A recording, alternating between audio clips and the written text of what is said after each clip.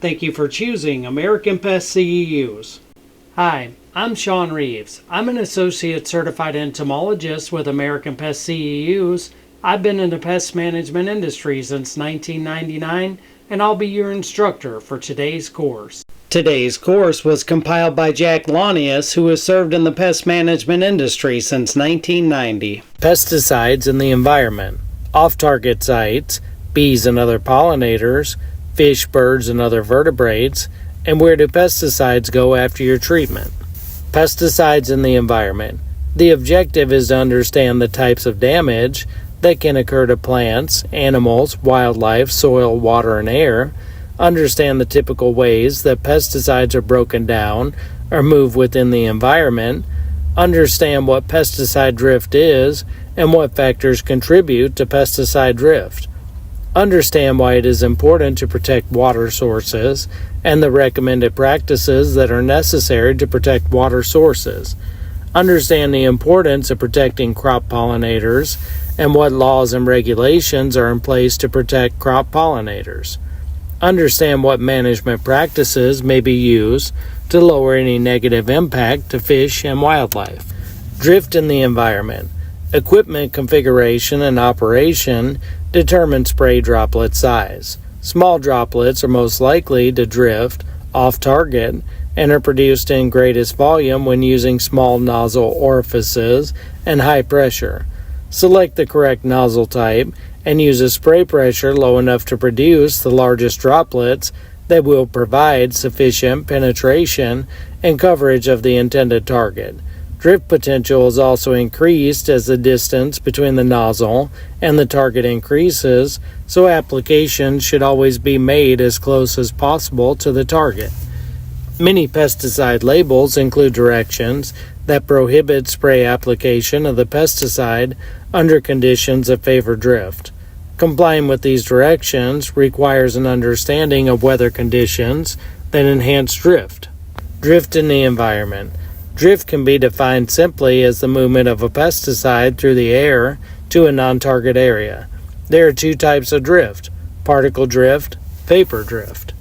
Particle drift refers to small spray droplets carried by air movement from the target area during the application.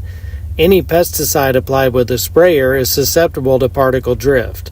The most important factor in drift minimization is applicator attitude. Small droplets and high equipment operating pressures can provide better spray coverage, but also produces large amounts of very small droplets that are susceptible to drift. Spraying, when it is convenient, and disregarding existing weather conditions will often result in off-target pesticide application, leading to inconsistent pest control and possible damage to adjacent crops or properties. The many factors that influence the amount of drift are discussed in the following sections. Of primary concern are spray droplet size and wind velocity. Although there are several other factors that can affect the off-target movement of a pesticide, most of the problems associated with drift can be avoided by paying close attention to the droplet size being produced by the sprayer and the velocity and direction of the wind. Let's think about drift. What could we do to make sure that we're not applicating when the winds are too high? Well, obviously we could watch the weather, right? As you can see here, sometimes you're going to get a great forecast, like a low wind forecast, I would call it. So if you've got winds in the 3 to 6 mile per hour range, that the majority of products you use will be safe. Now always read the label, and obviously if you're dealing with things like dust, you could have problems no matter what type of wind there is, if there's any wind at all. But the point we're making here is if you've got a good low wind forecast, that's a great time to do your application. On the contrary, how many times have you looked and seen the forecast like this? I wake up in the morning, I look at the forecast, and I go, wow, by 9 a.m. today, those winds are going to be 40 miles per hour or above 40. Maybe by later in the day, they start to go down to 30. But this is really not a good day to do pesticide applications outdoors. They have the potential for drift. I also noticed something else on this forecast, that by the time I get to the weekend, those winds are going down to 10 miles per hour. So the timing of your applications make a lot of sense there, as long as you follow the fact that you really don't need to do outdoor applications with drift potential on Thursday, but if we wait till Saturday, maybe we can make sense out of it. Obviously, a lot of us don't want to work the weekend. We might have to push some things even into next week. But my point to you is, if you look at the weather and you look at it several days ahead, a lot of times you can see there's always going to be times that are better to put pesticides out. We can't restructure our whole life, our whole jobs, and I understand that. But just be wise about looking at the weather and the forecast just to see what's going to be your best times to put the product out. As droplet size increases, the potential for drift decreases. Because of this, it is desirable to operate a sprayer so it produces the largest droplets while providing adequate coverage of the target area. However, as droplet size increases, the volume of water required to give the same degree of coverage also increases. Vapor drift.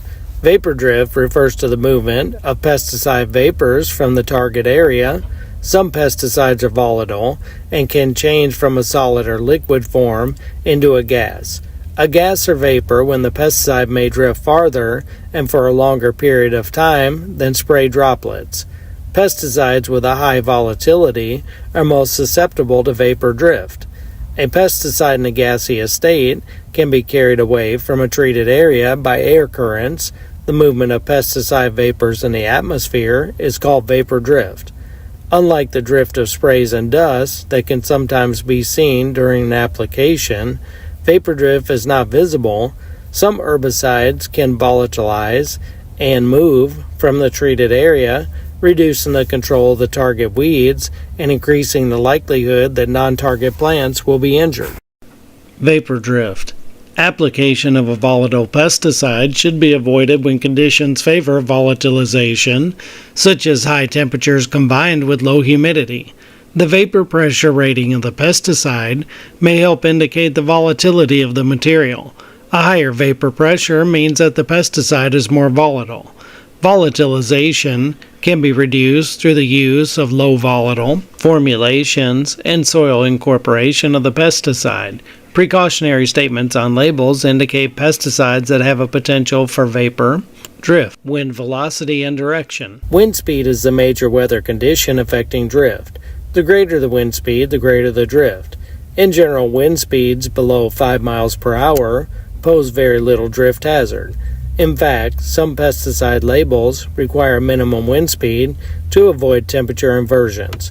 Nearly all the spray particles will have a chance to deposit on site before moving too far off.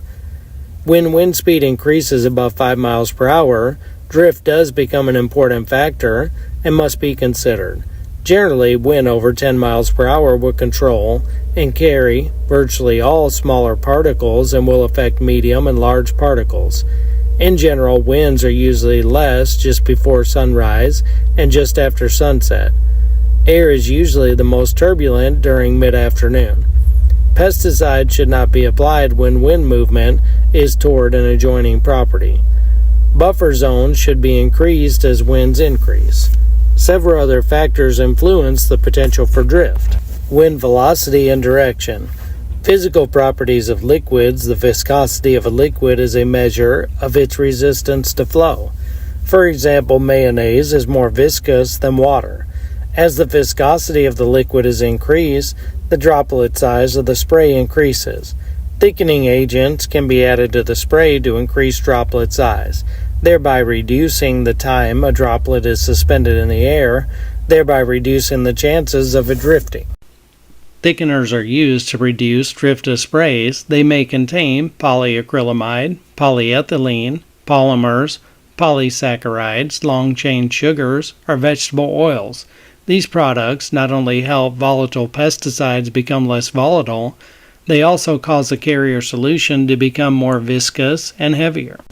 Using thickeners can be helpful in cases such as when doing commercial applications near a residential housing development.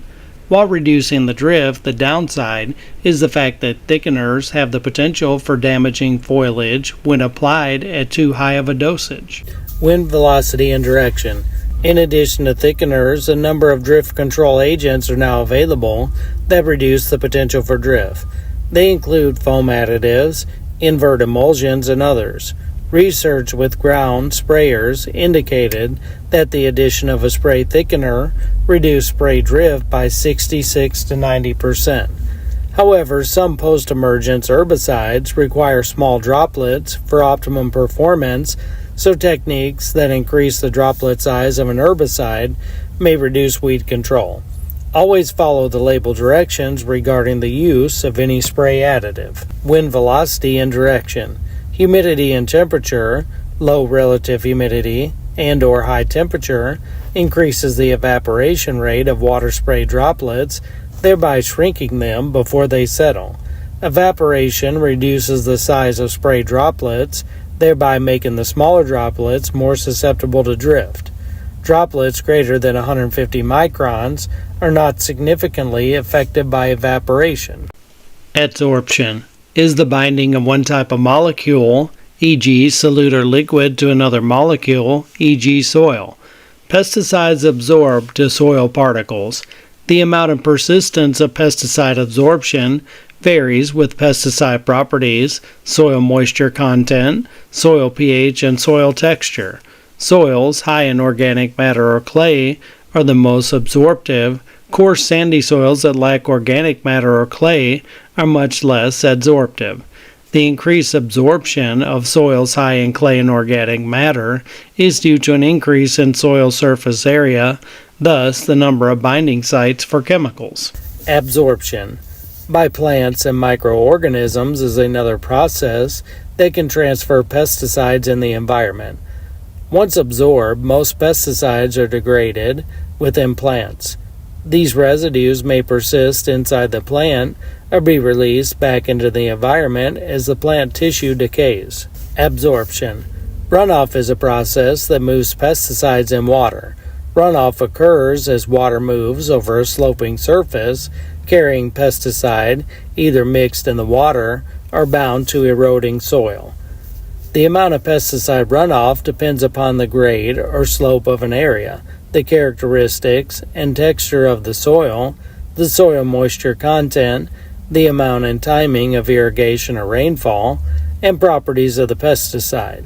For example, a pesticide application made to a heavy clay soil already saturated with water is highly susceptible to runoff.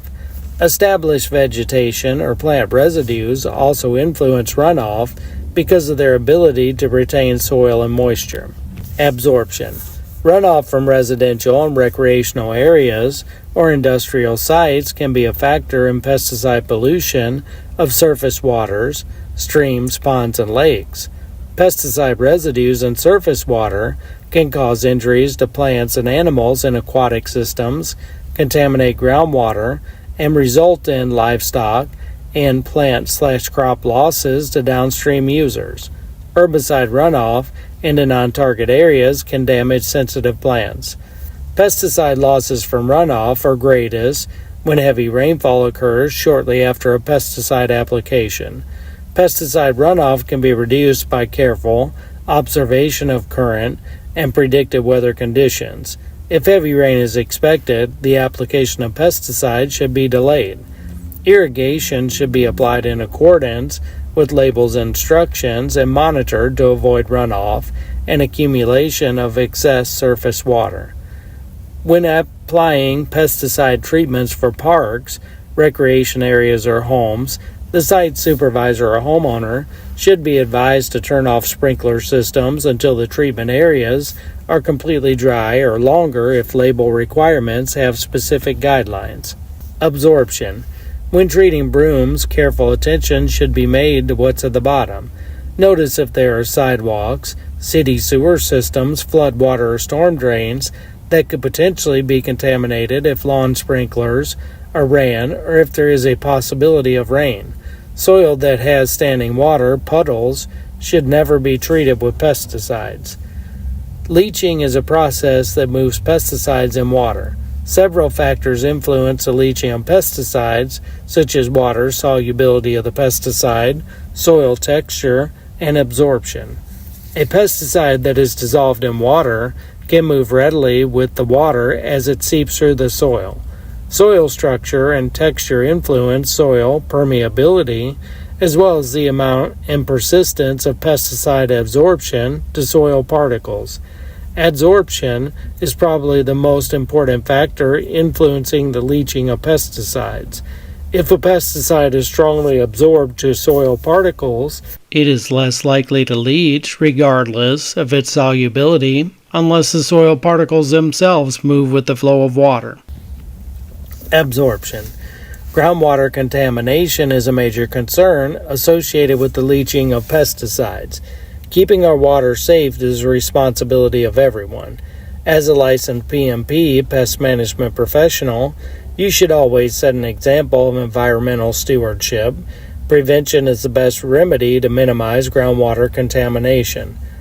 There are many factors that contribute to water contamination: pesticides, domestic waste, sewers, landfills, industrial waste, even government-produced radioactive waste. As a PMP, you should only apply pesticides when and where necessary, and only in amounts adequate to control pests.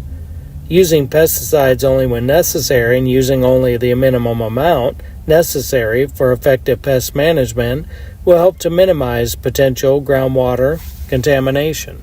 Protecting groundwater. Use an IPM, integrated pest management. Combine chemical control with other alternatives to minimize the use of pesticides. Consider the type of soil you are treating. Soil texture is determined by proportions of sand, silt, and clay. In sandy soil, percolating water moves faster, and there are fewer binding sites available for the absorption of dissolved chemicals. Soil organic matter influences how much water a soil can hold and how well it absorbs pesticides. Increasing the soil organic content increases the soil's ability to hold both water and dissolve pesticides in the root zone where they will be available to plants.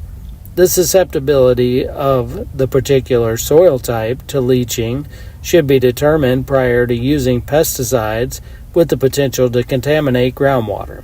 Protecting groundwater.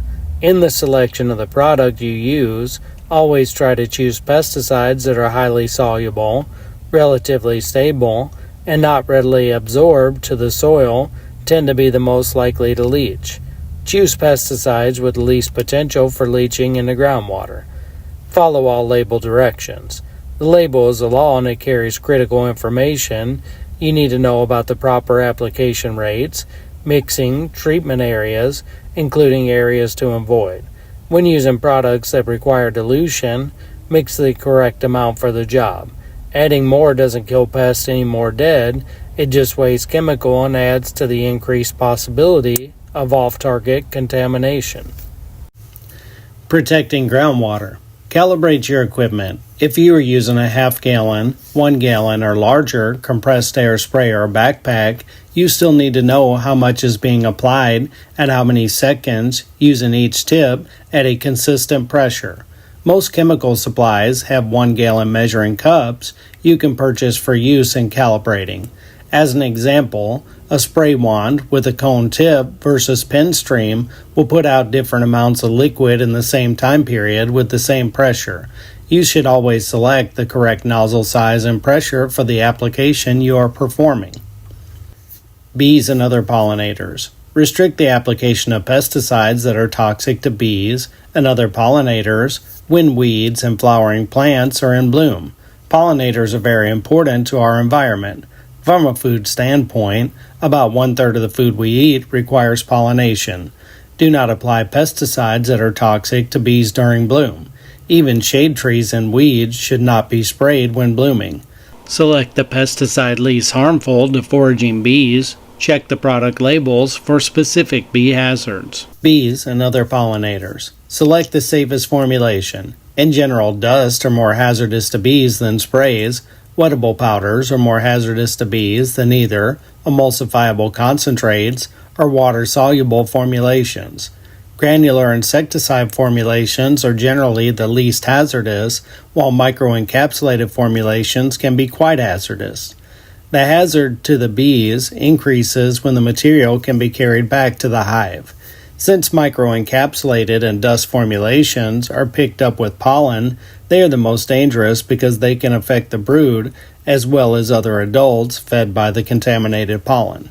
Fish and other vertebrates. Pesticides can be harmful to all kinds of vertebrates. Most recognizable are the direct effects from acute poisoning. Fish kills often are a direct result of water pollution by a pesticide.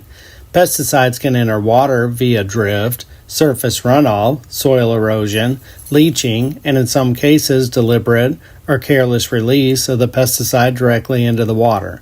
Fish kills are most often caused by insecticide contamination of small ponds or streams with low water volume or turnover.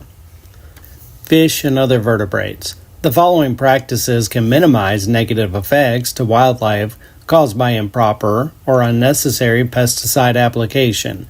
Use pesticides only when necessary. Select the least toxic and least persistent pesticide that will do the job. Observe the environmental precautions on the label. Treat only the area needed. Avoid aquatic areas whenever possible. Leave a buffer zone between bodies of water and the treated area. Avoid spraying trees that overhang streams or ponds. Exercise caution when placing baits or granules.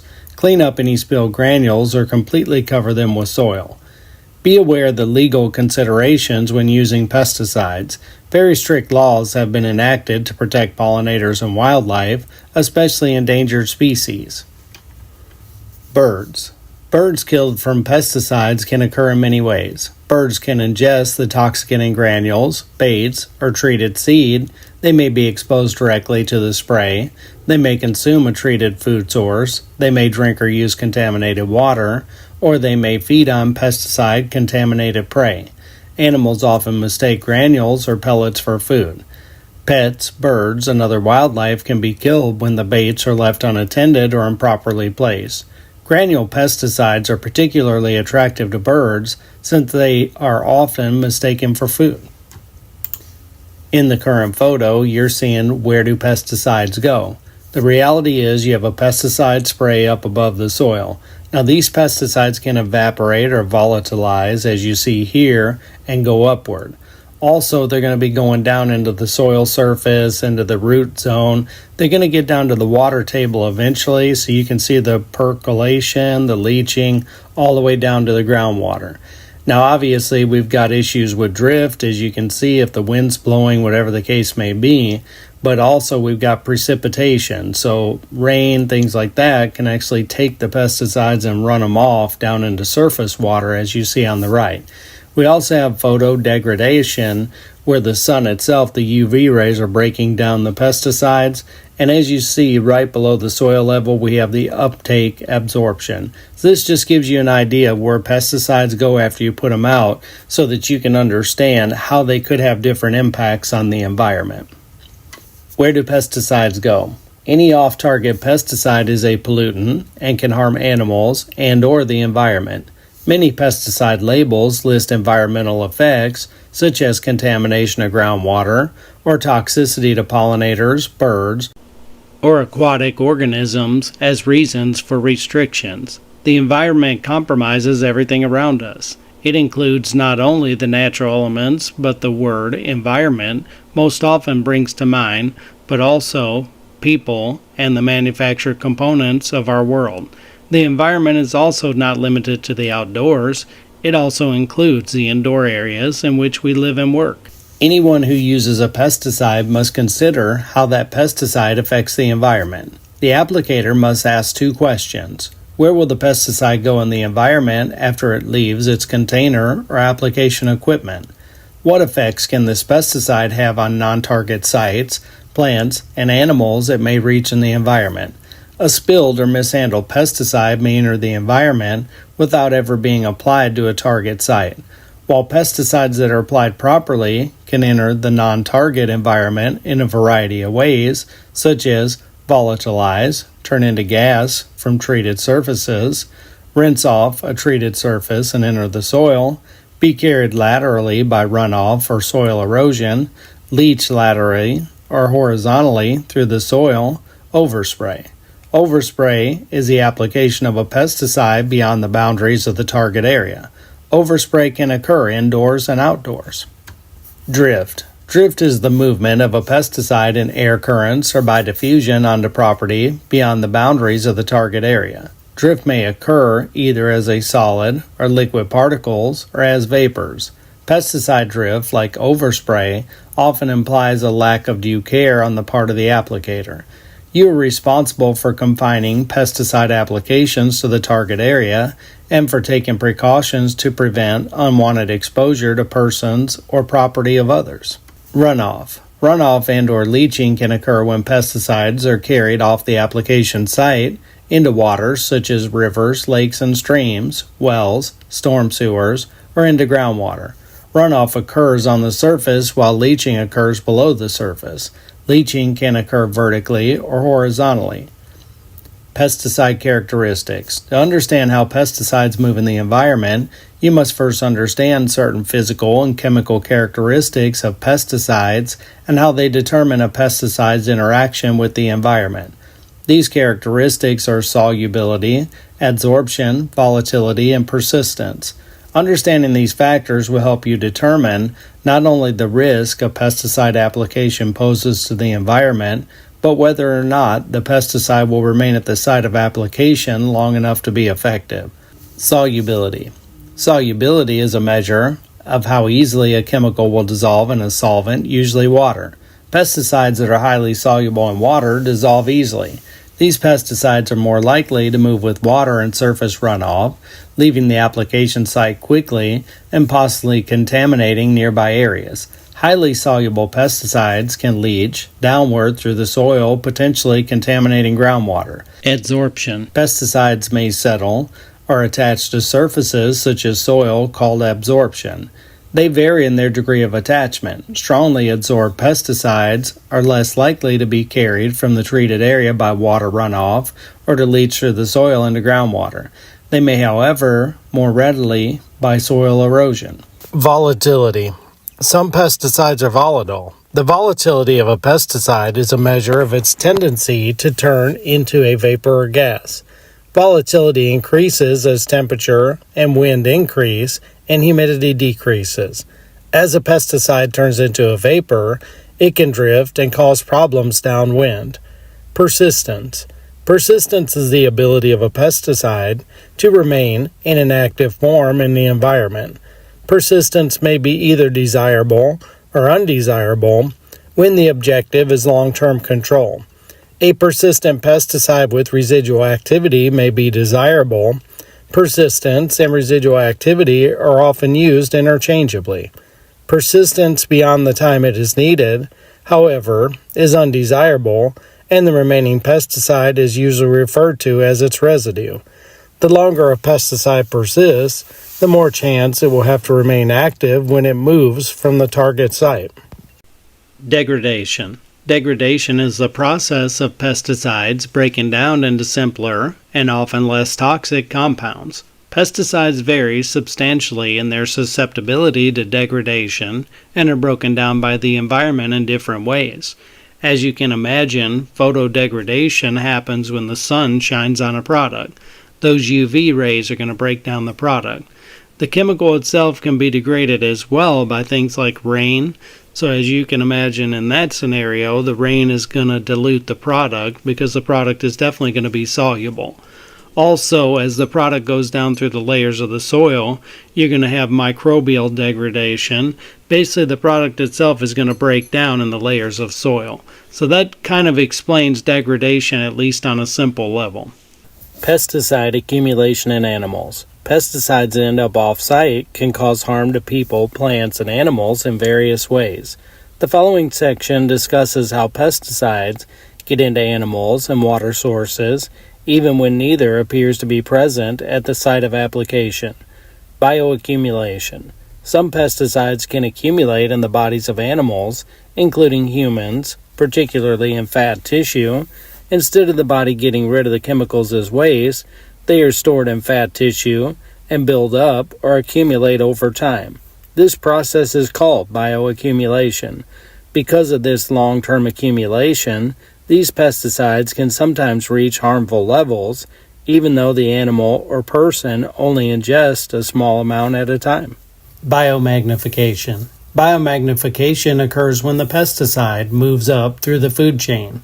A food chain is the sequence of plants and animals that feed on each other.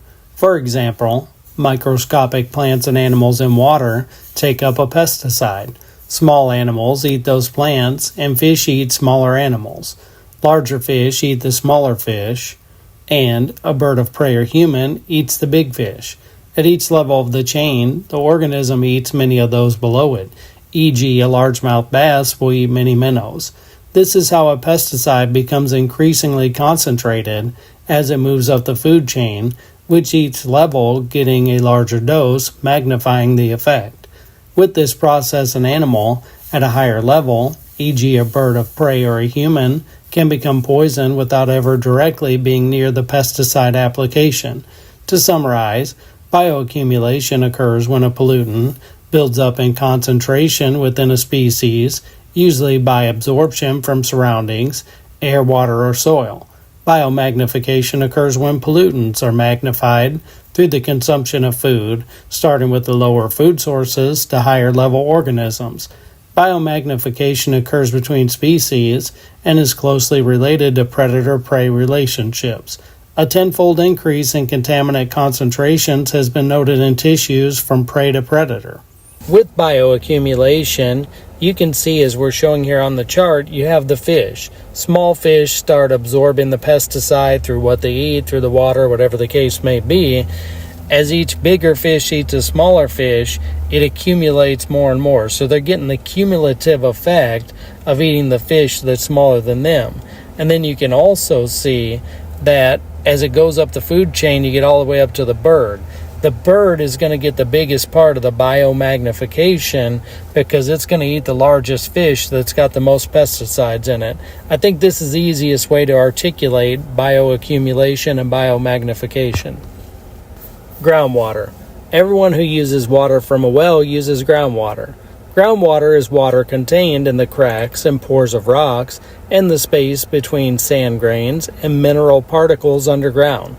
Once groundwater becomes contaminated, it is difficult, if not impossible, to do anything about it other than to stop the source of contamination and allow enough time for the level of contamination to decrease. The best solution is to prevent contamination in the first place. As you can see on the current chart, we're showing a well underground. You can also see here that we're showing the water table, the unsaturated zone, and then we've got some gravel in a saturated zone.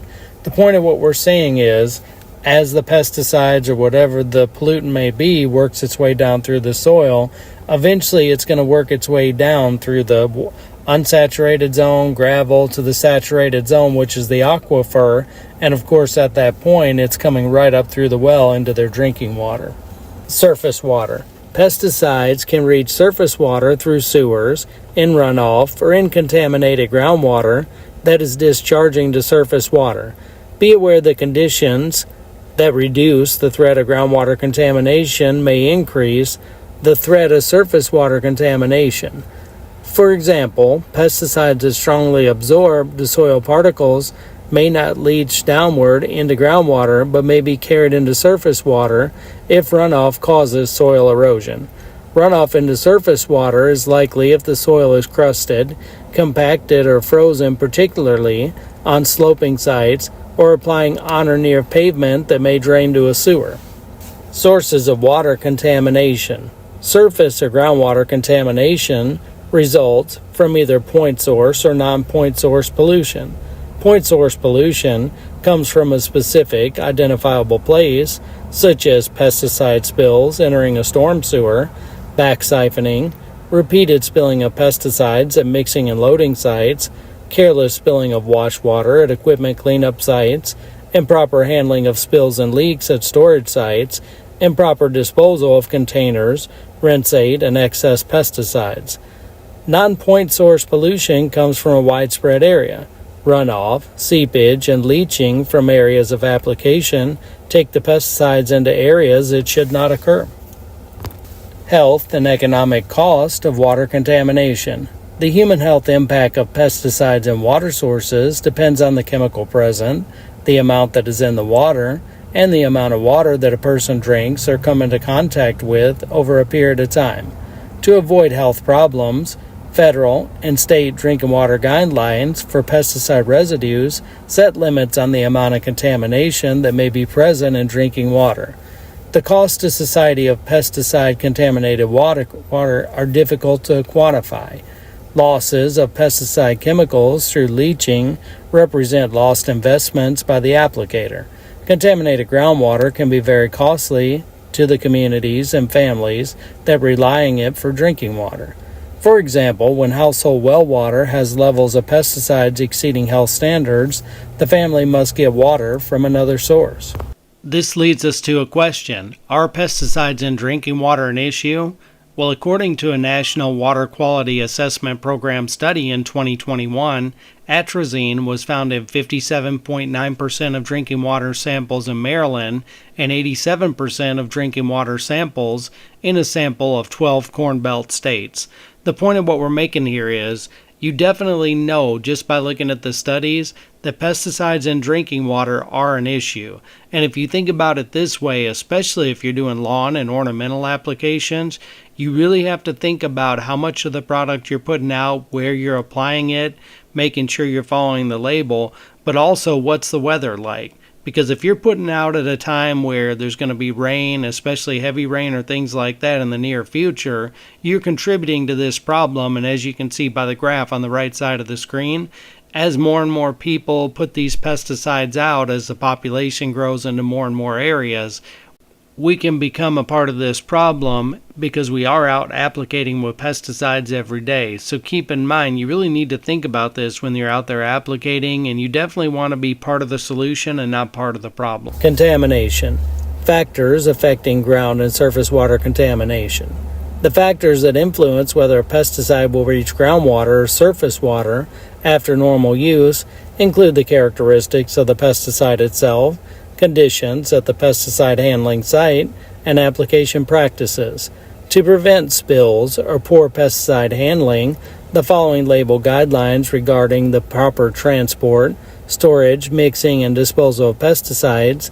Some key steps include securing pesticide containers in the back of a vehicle to prevent spills during transport, storing pesticides over impermeable floor and checking frequently for damaged containers, storing bulk pesticides in secondary containment, mixing or loading pesticides only over an impermeable pad, using an air gap or backflow prevention device when mixing pesticides, disposing of pesticide waste properly. Always keep in mind the label is the law. Protecting the environment is everyone's job. Being part of the IPM solution. The IPM approach to pest management differs in several ways from conventional or traditional urban pest control that relies primarily upon pesticide use. First, it is not merely a reaction to a pest problem. It is a process which, when followed, provides effective control. Second, it considers threshold levels of pest presence. The third difference between conventional pest control and the IPM approach is the application of two or more pest management procedures to reduce or limit population levels. A fourth difference is that the pest management involves a truly integrated approach where all pests are considered in the development in the pest management process. Included in this portion of the course is sanitation, mechanical control, cultural control, chemical control, and the evaluation of the effectiveness of your plan. In recent years, the term Integrated Pest Management and its own acronym IPM have received much press in the pest control arena. There have been dozens of articles written on the subject during the past decade. It has been heralded as the new approach to pest control. Those who have been less than encouraging have generally cited its lack of acceptance by the pest control industry. Neither view is correct. Integrated Pest Management IPM is neither a new approach to pest control, nor is it practiced by only a limited number of pest management companies. It predates recorded history and is practiced universally. The inspection should be an orderly, organized procedure to determine the above information. It should include all areas of the premises, both indoors and outdoors. All levels of the structure should be inspected, including attics, living or public floors, basements, crawl spaces, etc. No areas should be overlooked because an infestation may have its beginnings in such an area, or may be because of favorable conditions move into this area. Inspection. The first step in any IPM program is a thorough inspection. There are several reasons for inspecting the premises, including determine the location of the infestation, determine the extent of the infestation, note damage to the structure or commodities, determine conditions conducive to the infestation, identify harborage areas, identify sanitation deficiencies, identify avenues of possible entry, identify items or factors which would impact the program development. Identification. Before an effective integrated pest management program can be developed and implemented, it is necessary to know the pest or pests with which we are dealing. Identification is an integral part of any IPM program. The knowledge enables us to determine what control measures to employ and when, where, and how to employ them. Without a thorough understanding of the pest and its habits, habitat, life cycle, and biology, we cannot be effective. In addition, several states require that any chemical applications perform before a specific pest and that this pest be listed on the treatment record. While the customer can often identify many pests by general categories, such as cockroach, fly, beetle, or rodent, they are seldom able to make a more specific identification. Such specific information is necessary so the proper management program can be developed. The reason for this is simple. Even though two pests may be of the same group or family, cockroach, fly, etc., their food, shelter, and habitat requirements may be different. In addition, the damage they may cause can vary greatly. Similar-looking beetles, for example, may damage wood members, stored products, carpets, and houseplants. Each would require a different control method. It is important, therefore, to assure that the proper identification is made. Once a pest has been correctly identified, its food preferences, harborage sites, behavioral patterns, biology, habits, potential for damage, and options for control measures may be determined. An important adjunct to identification is submitting information detailing when and where the collection was made and the name of the collector.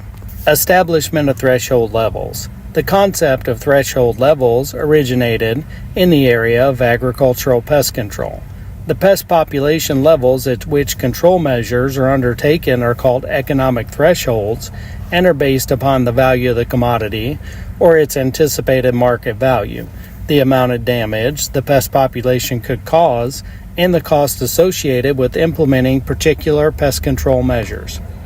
Establishment of thresholds. Although the cost of potential control measures in an urban setting can be determined, it is difficult to assign a value to the economic consequences of an infestation. For example, while the presence of cockroaches in some locations within a facility may be tolerated, their presence in the food preparation or consumption areas would not. Consequently, in this case, the threshold level would be 0. Occasionally, a pest management decision may depend upon the cost of potential control measures as weighed against the benefits received. Establishment of threshold levels. The concept of threshold levels originated in the area of agricultural pest control.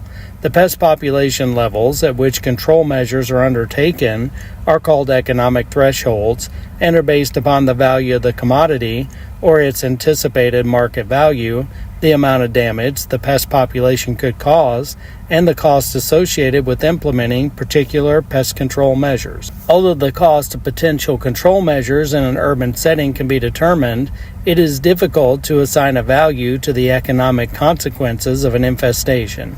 For example, while the presence of cockroaches in some locations within a facility may be tolerated, their presence in the food preparation or consumption areas would not.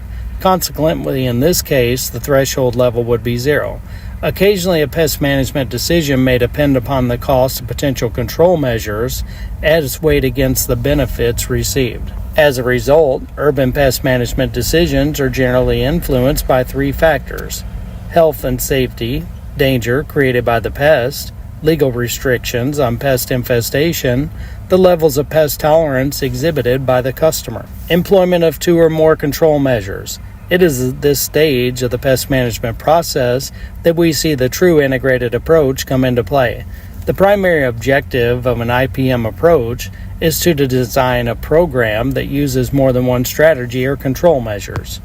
Least disruptive of natural controls, least hazardous to human health, least toxic to non-target organisms, least damaging to the general environment. The strategies chosen should be ones that are most likely to produce a permanent reduction of the pest population, easiest to carry out effectively, most cost-effective over the short and long term. Mechanical.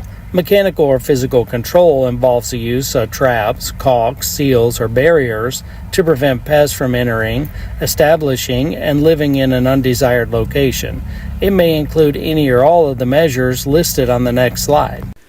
Mechanical includes excluding pest-proofing pests using barriers, including screens, seals, nets, and caulking, manually removing pests using hand, snares, or by vacuuming, setting traps, including sticky, electric, light, multiple catch, and snap types, the use of heat or cold to destroy pests. Cultural. Cultural control involves the manipulation of the pest environment to make it less favorable for the pest to exist. It may also be referred to as habitat modification or environmental alteration. To accomplish this, the customer may have to change some of their normal practices or habits and thus make it harder to the pest populations to become established or spread. Biological.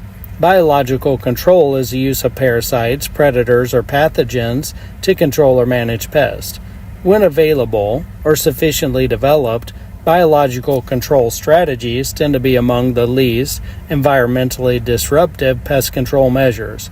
Nematodes, fungus, parasitic wasp, and even IGRs are all examples of biological control agents in the urban arena. Evaluation of effectiveness.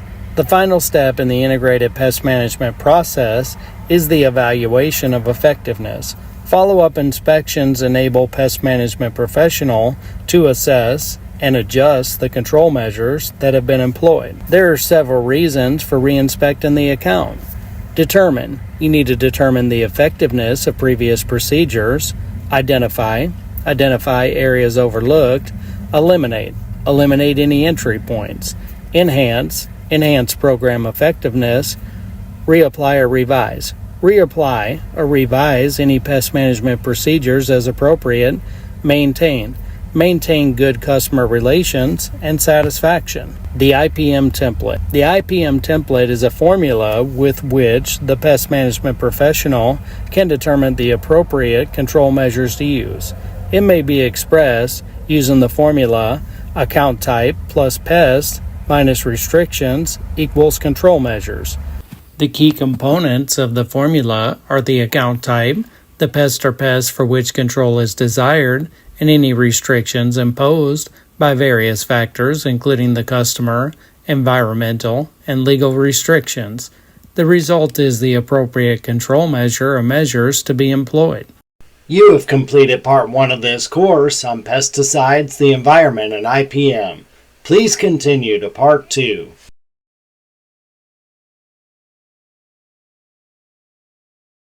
Understanding the label, SDS, and toxicity. Reading and understanding pesticide labels. You have completed Part 1 of this course on pesticides, the environment, and regulated IPM. by the U.S. Environmental Protection Agency, U.S. EPA. Any pesticide product or device sold in the United States must have a label. The label's purpose is to provide use directions and reduce risk to humans, domestic animals, wildlife, and the environment. All pesticide labels must contain certain content and follow a standard format. The label explains how to use, store, and dispose of the product. It contains safety information that you need to know before purchasing and applying the pesticide. What determines a pesticide label's content? A product's label is based on potential risks associated with use of the product. Risk depends partly on the product's chemical characteristics and toxicity, but also on how it is used. Risks include the following: personal safety risks to applicators and handlers, human exposure risks through diet, inhalation, dermal, skin, drinking water, and general exposure from lawns, golf courses, parks, pets, schools, swimming pools, etc. Effects on non-target species, domestic animals, wildlife, pollinators, and other beneficial insects and plants. Effects on the environment, water, soil, and air. To get approval to sell a pesticide product, manufacturers must conduct studies to assess these risks.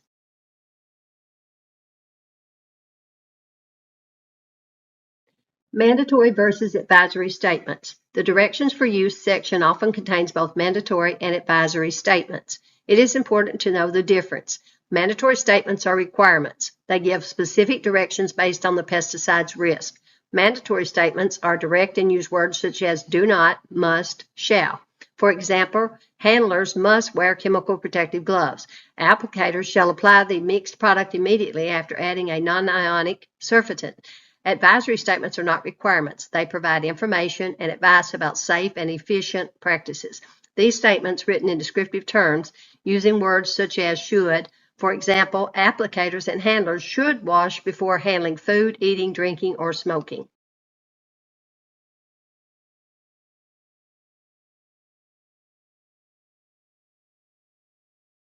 Parts of the label. Number 1, product or brand name. This is the name given by the manufacturer to the specific pesticide product. Several manufacturers may make products containing the same active ingredient, but each will have its own brand name. This is a fictitious label intended for testing and training purposes only. Cavern 68.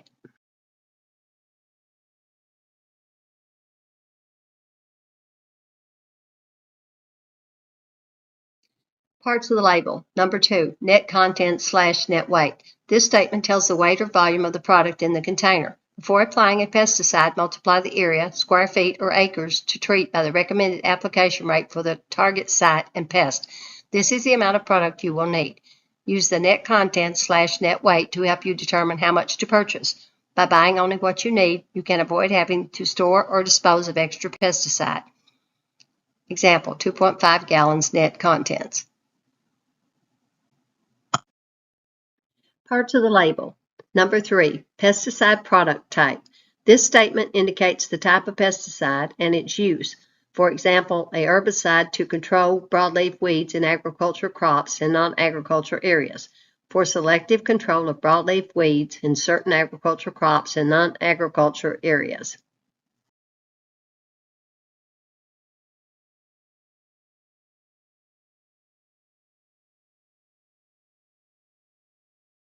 Parts of the label. Number 4, ingredient statement. This statement lists all ingredients as a percentage of the total packaged product, thus indicating how concentrated the product is. The active ingredient is the chemical responsible for controlling the pest. It may be listed by its common name and its more complex chemical name. The percentage of inert ingredients is also given. These ingredients include solvents, surfactants, stabilizers, or dyes that make the product easier to handle and apply.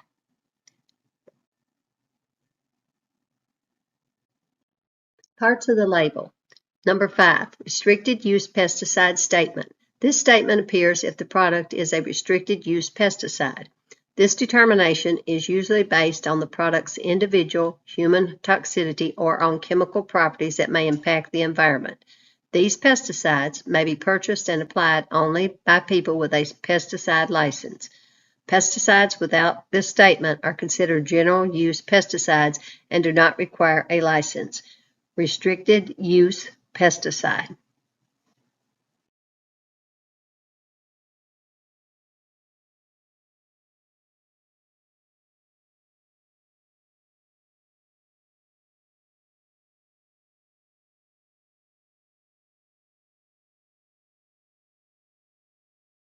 Parts of the label. Number 6, child hazard warning. The front of every pesticide label states, keep out of reach of children. It also has it in bold letters, keep out of reach of children.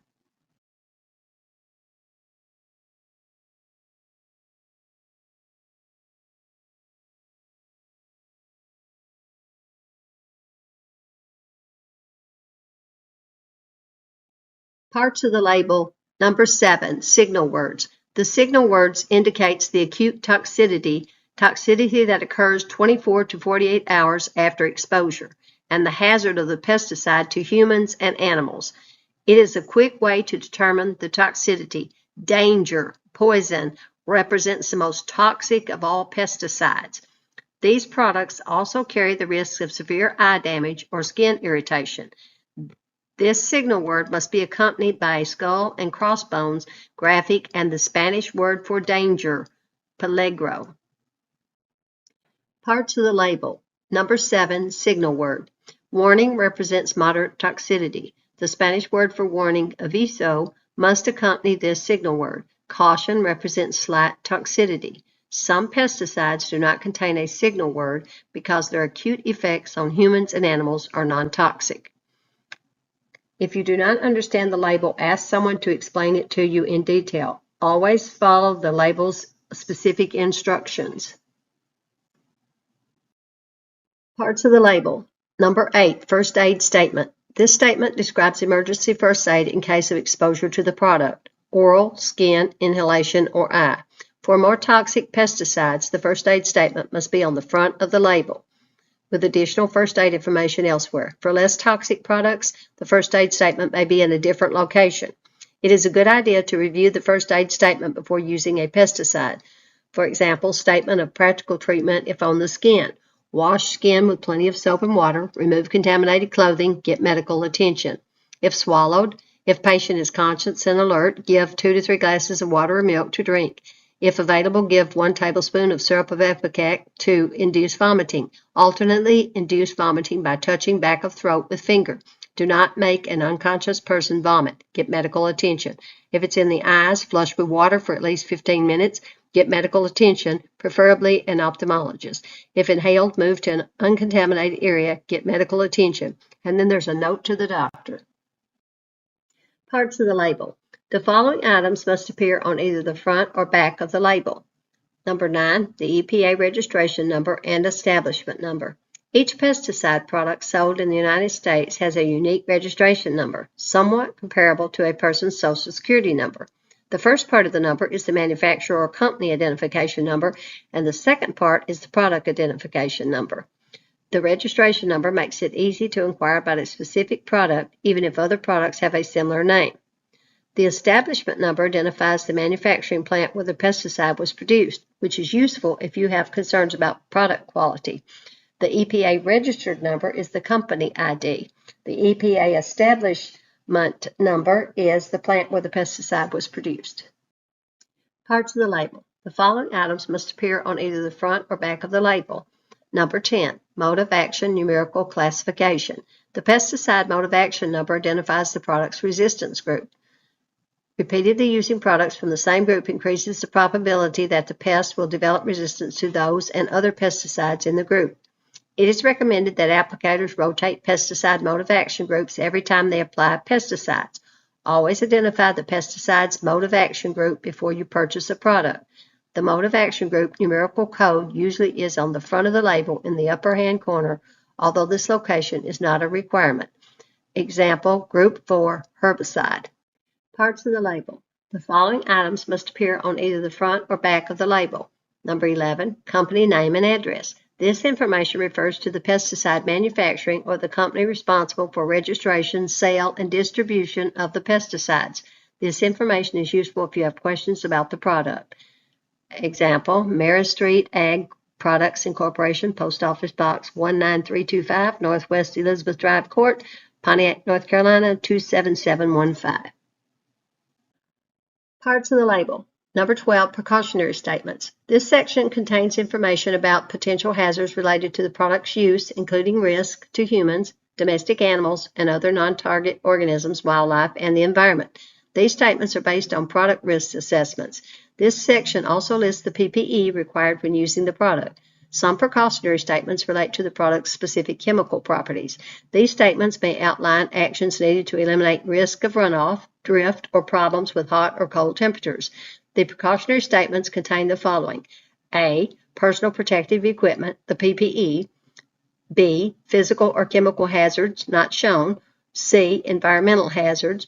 or D, bee hazards. Precautionary statements. Hazards to humans and domestic animals. Danger, corrosive, causes irreversible eye damage, harmful if swallowed, may be fatal if absorbed through the skin. Avoid breathing vapors or spray mist. Do not get in eyes, on skin, or on clothing. Personal protective equipment, PPE. Applicators and other handlers must wear coveralls over short-sleeved shirt and short pants, waterproof gloves, chemical-resistant footwear plus socks, chemical-resistant headgear for overhead exposure, and protective eyewear. A chemical-resistant apron must also be worn when cleaning equipment, mixing, or loading. Environmental hazards. This product is toxic to aquatic invertebrates. Drift or runoff may adversely affect aquatic invertebrates and non-target plants. For terrestrial uses, do not apply directly to water or to areas where surface water is present. Bee hazards. This product is highly toxic to honeybees exposed to direct treatment on blooming crops or weeds. Apply from late evening to early morning or when bees are not foraging. Parts of the label. Number 13, directions for use. This section tells how to mix and apply the product. This information is derived from product testing required for registration. Directions may be different for each crop or site where the product may be applied. Most of these instructions are mandatory.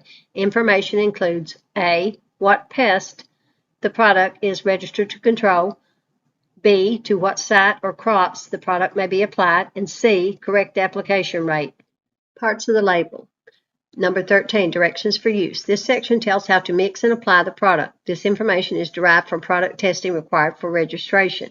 Directions may be different for each crop or site where the product may be applied. Most of these instructions are mandatory. Information includes D, how much total product can be applied to a site or crop during a growing season.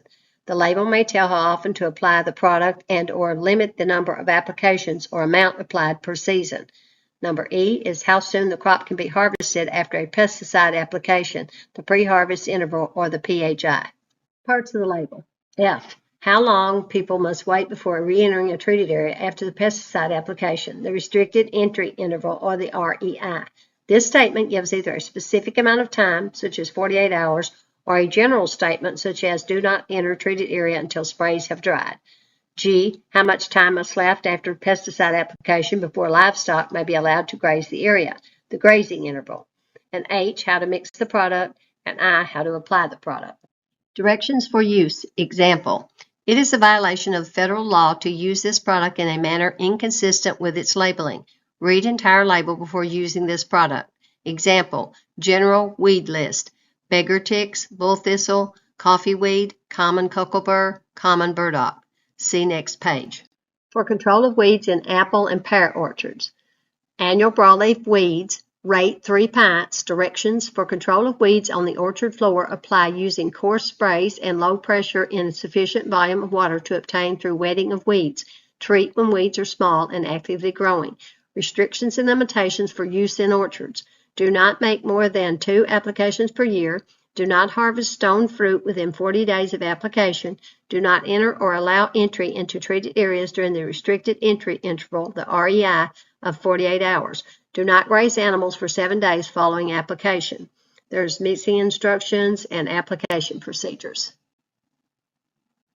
Parts of the label. Number 14, storage and disposal. This section tells how to store and dispose of the product and container. This is a fictitious label intended for testing and training purposes only. Storage and disposal. Do not contaminate water, food, or feed by storage or disposal. Store an original container in a dry, secure storage area. Keep container tightly closed when not in use. Pesticide disposal. Pesticide waste are acutely hazardous. Improper disposal of excess pesticide, spray mixture, or rinsate is a violation of federal law and may contaminate groundwater. Container disposal. Triple rinse or equivalent. Then offer for recycling or reconditioning or puncture and dispose of in a sanitary landfill or an incineration. Parts of the label. Number 15, Agriculture Use Requirements and Worker Protection Standard. The Federal Worker Protection Standard, WPS, requires this section on certain products. It is surrounded by a box and lists notification requirements, the REI, and required PPE for early reentry. Information for greenhouse applications is included if appropriate. Agricultural use requirements. Use this product only in accordance with its labeling and with the Worker Protection Standard 40 CFR Part 170. This standard contains requirements for the protection of the agricultural workers on farms, forests, nurseries, and greenhouses, and handlers of agricultural pesticides. It contains requirements for training, decontamination, notification, and emergency assistance. It also contains specific instructions and exceptions pertaining to the statements on this label about personal protective equipment, PPE, and restricted entry interval, REI. The requirements in this box only apply to the uses of this product that are covered by the WPS. Do not enter or allow entry into treated areas during the restricted entry interval, REI, of 48 hours. Parts of the label. Number 16, non-agricultural use requirements. This box appears on non-agricultural product labels. For example, pesticides used on lawns, golf courses, ornamented plantings, and structures except greenhouses. It contains important PPE and safety instructions, in addition to that provided under precautionary statements. You can take a few moments and read the non-agricultural use requirements below. Hazard Communication Standard Pictogram. Since June 1, 2015, the Hazard Communication Standard, HCS, required pictograms on labels to alert users of the chemical hazards to which they may be exposed. Each pictogram consists of a symbol on a white background framed within a red border and represents a distinct hazard or hazards. The pictogram on the label is determined by the chemical hazard classification. Here are a list of some of the Hazard Communication Standard pictograms listed on chemicals. The top one is a person showing health hazard, carcinogen, mutagenicity, reproductive toxicity, respiratory sensitizer, target organ toxicity, aspiration toxicity. The second one is a gas cylinder, gas is under pressure. The next one's a flame over circle, oxidizers. The next one is a flame, flammables, prophorics, self-heating, emits flammable gas, self-reactives, organic peroxides. The next one's corrosion, skin corrosion, burns, eye damage, corrosive to metals. The next one is the environment, non-mandatory aquatic toxicity. The exclamation mark, irritant, skin and eye, skin sensitizer, acute toxicity, narcotic effects, respiratory tract, irritant, hazardous to ozone layer, non-mandatory. Exploding bomb, explosives, self-reactives, organic peroxides. Skull and crossbones, acute toxicity, fatal or toxic. Hazard Communication Standard, Safety Data Sheets. The Hazard Communication Standard, the HCS 29 CFR 1910.1200G, revised in 2012, requires that the chemical manufacturer, distributor, or importer provide safety data sheets, SDSs, formerly MSDSs, or material safety data sheets, for each hazardous chemical to downstream users to communicate information on these hazards. The information contained in the SDS is largely the same as the MSDS, except now the SDSs are required to be presented in a consistent, user-friendly 16-section format. This brief provides guidance to help workers who handle hazardous chemicals to become familiar with the format and to understand the contents of the SDSs. Hazard Communication Standards, Safety Data Sheets. The SDS includes information such as the properties of each chemical, the physical, health, and environmental health hazards, protective measures, and safety precautions for handling, storing, and transporting the chemical. The information contained in the SDS must be in English, although it may be in other languages as well. In addition, OSHA requires that SDS provide specific minimal information as detailed in Appendix D of 29 CFR 1910.1200. The SDS preparers may also include additional information in various sections. Hazard Communication Standard, Safety Data Sheets. Sections 1 through 8 contain general information about the chemical, identification, hazards, composition, safe handling practices, and emergency control measures, example, firefighting. This information should be helpful to those that need to get the information quickly. Sections 9 through 11 and 16 contain other technical and scientific information such as physical and chemical properties, stability and reactivity information, toxicological information, exposure control information, and other information, including the date of preparation or last revision. The SDS must also state that no applicable information was found when the preparer does not find relevant information for any required element. Hazard Communication Standard, Safety Data Sheets. The SDS must also contain sections 12 through 15 to be consistent with the UN Globally Harmonized System of Classification and Labeling of Chemicals, GHS, but OSHA will not enforce the contents of these sections because they concern matters handled by other agencies. A description of all 16 sections of the SDS, along with their contents, is presented next. Section 1, Identification. This section identifies the chemical on the SDS as well as the recommended uses.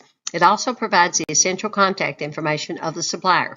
The required information consists of product identifier used on the label and any other common names or synonyms by which the substance is known, name, address, phone number of the manufacturer, importer, or other responsible party, and emergency phone number. Recommended use of the chemical, example, a brief description of what it actually does, such as flame retardant, and any restrictions on use, including recommendations given by the supplier. Section 2, Hazard Identification. This section identifies the hazards of the chemical presented on the SDS and the appropriate warning information associated with those hazards. The required information consists of the hazard classification of the chemical, example, flammable liquid, category 1, signal word, hazard statement or statements, pictograms. The pictograms or hazard symbols may be presented as graphical reproductions of the symbols in black and white or be a description of the name of the symbol, example, skull and crossbones, flame.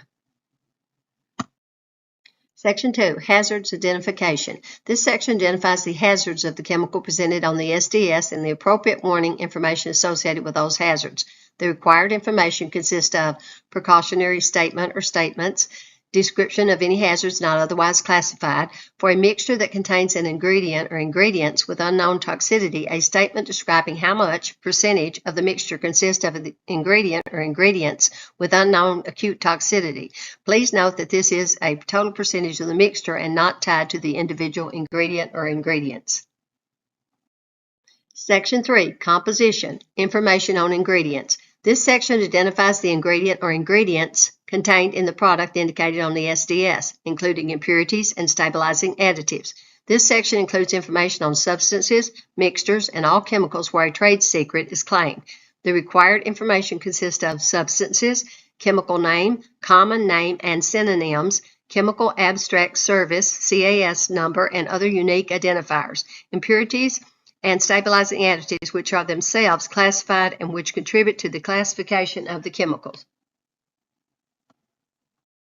Section 3, Composition, Information on Ingredients, Mixtures. Same information required for substances.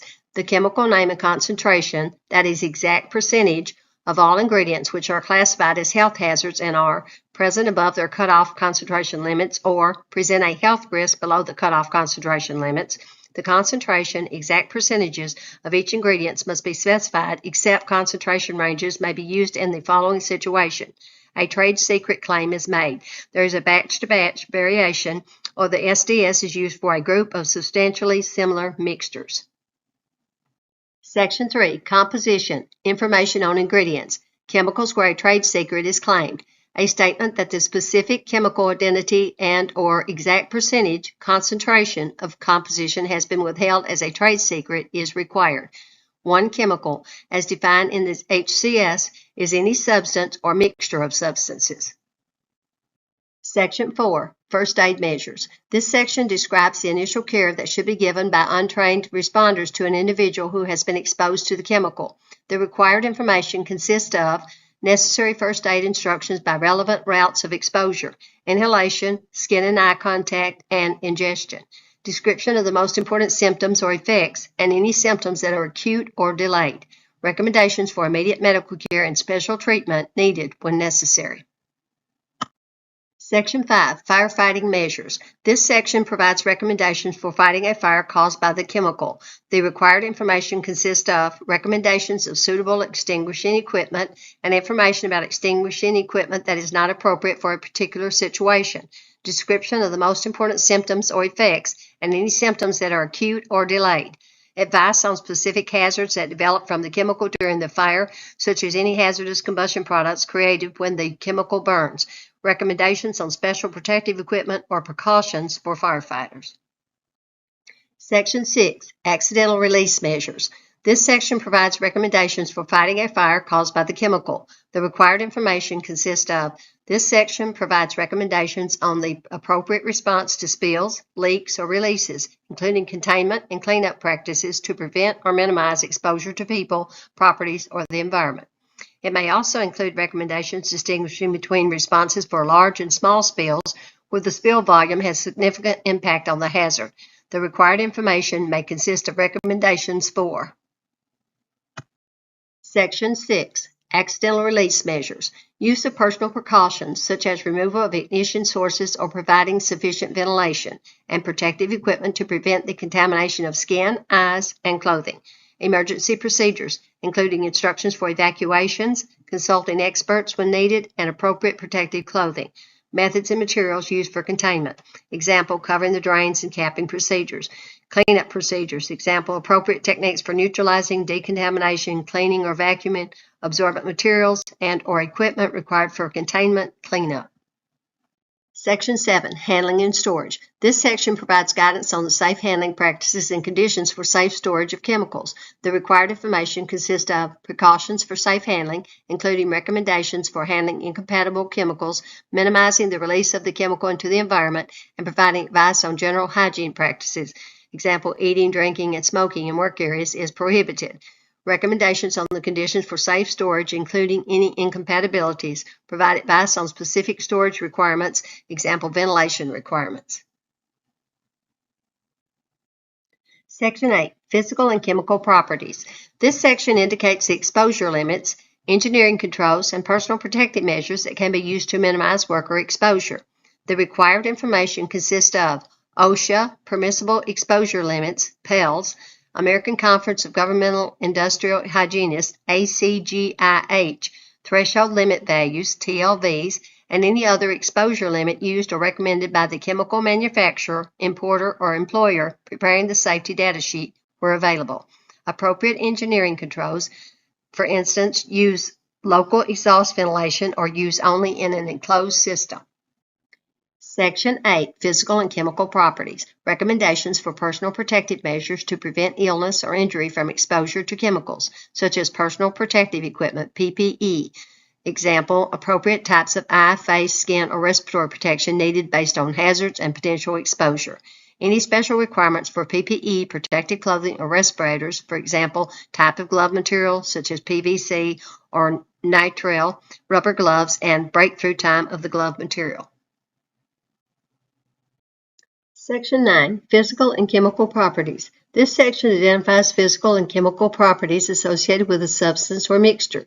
The minimum required information consists of appearance, physical state, color, etc., odor, odor threshold, pH, melting point or freezing point, initial boiling point and boiling range, flash point, evaporation rate, flammability, solid or gas, upper or lower flammability or explosive limits, vapor pressure, vapor density, relative density, solubility, partition coefficient, in octanol water, autoignition temperature, decomposition temperature, and viscosity.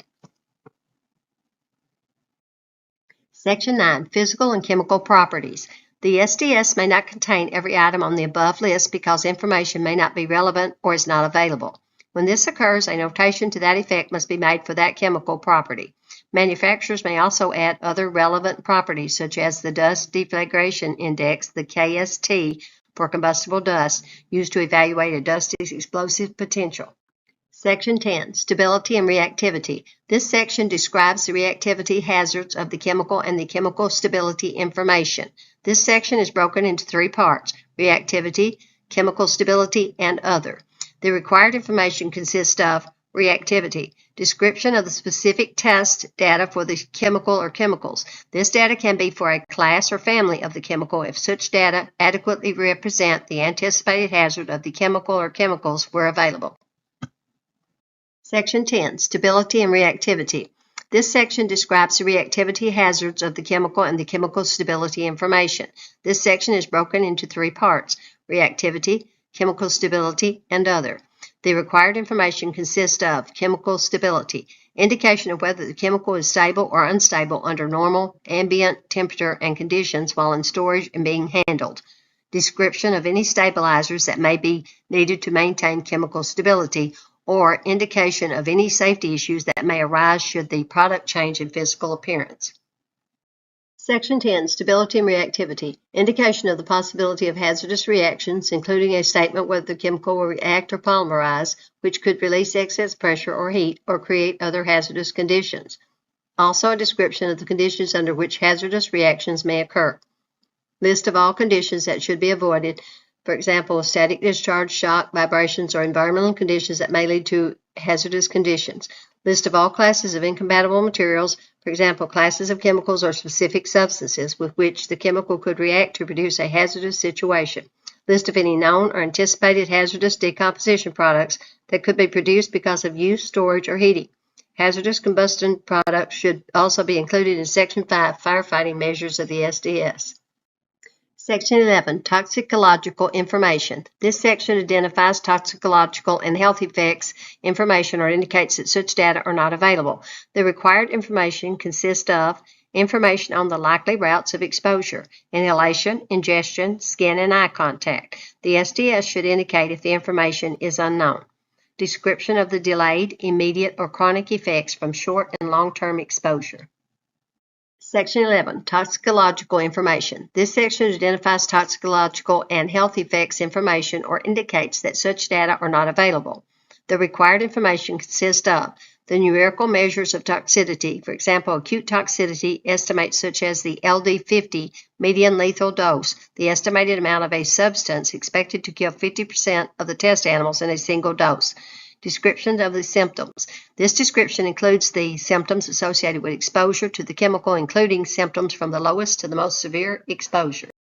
Section 12, Ecological Information, Non-Mandatory. This section provides information to evaluate the environmental impact of the chemical if it were released to the environment.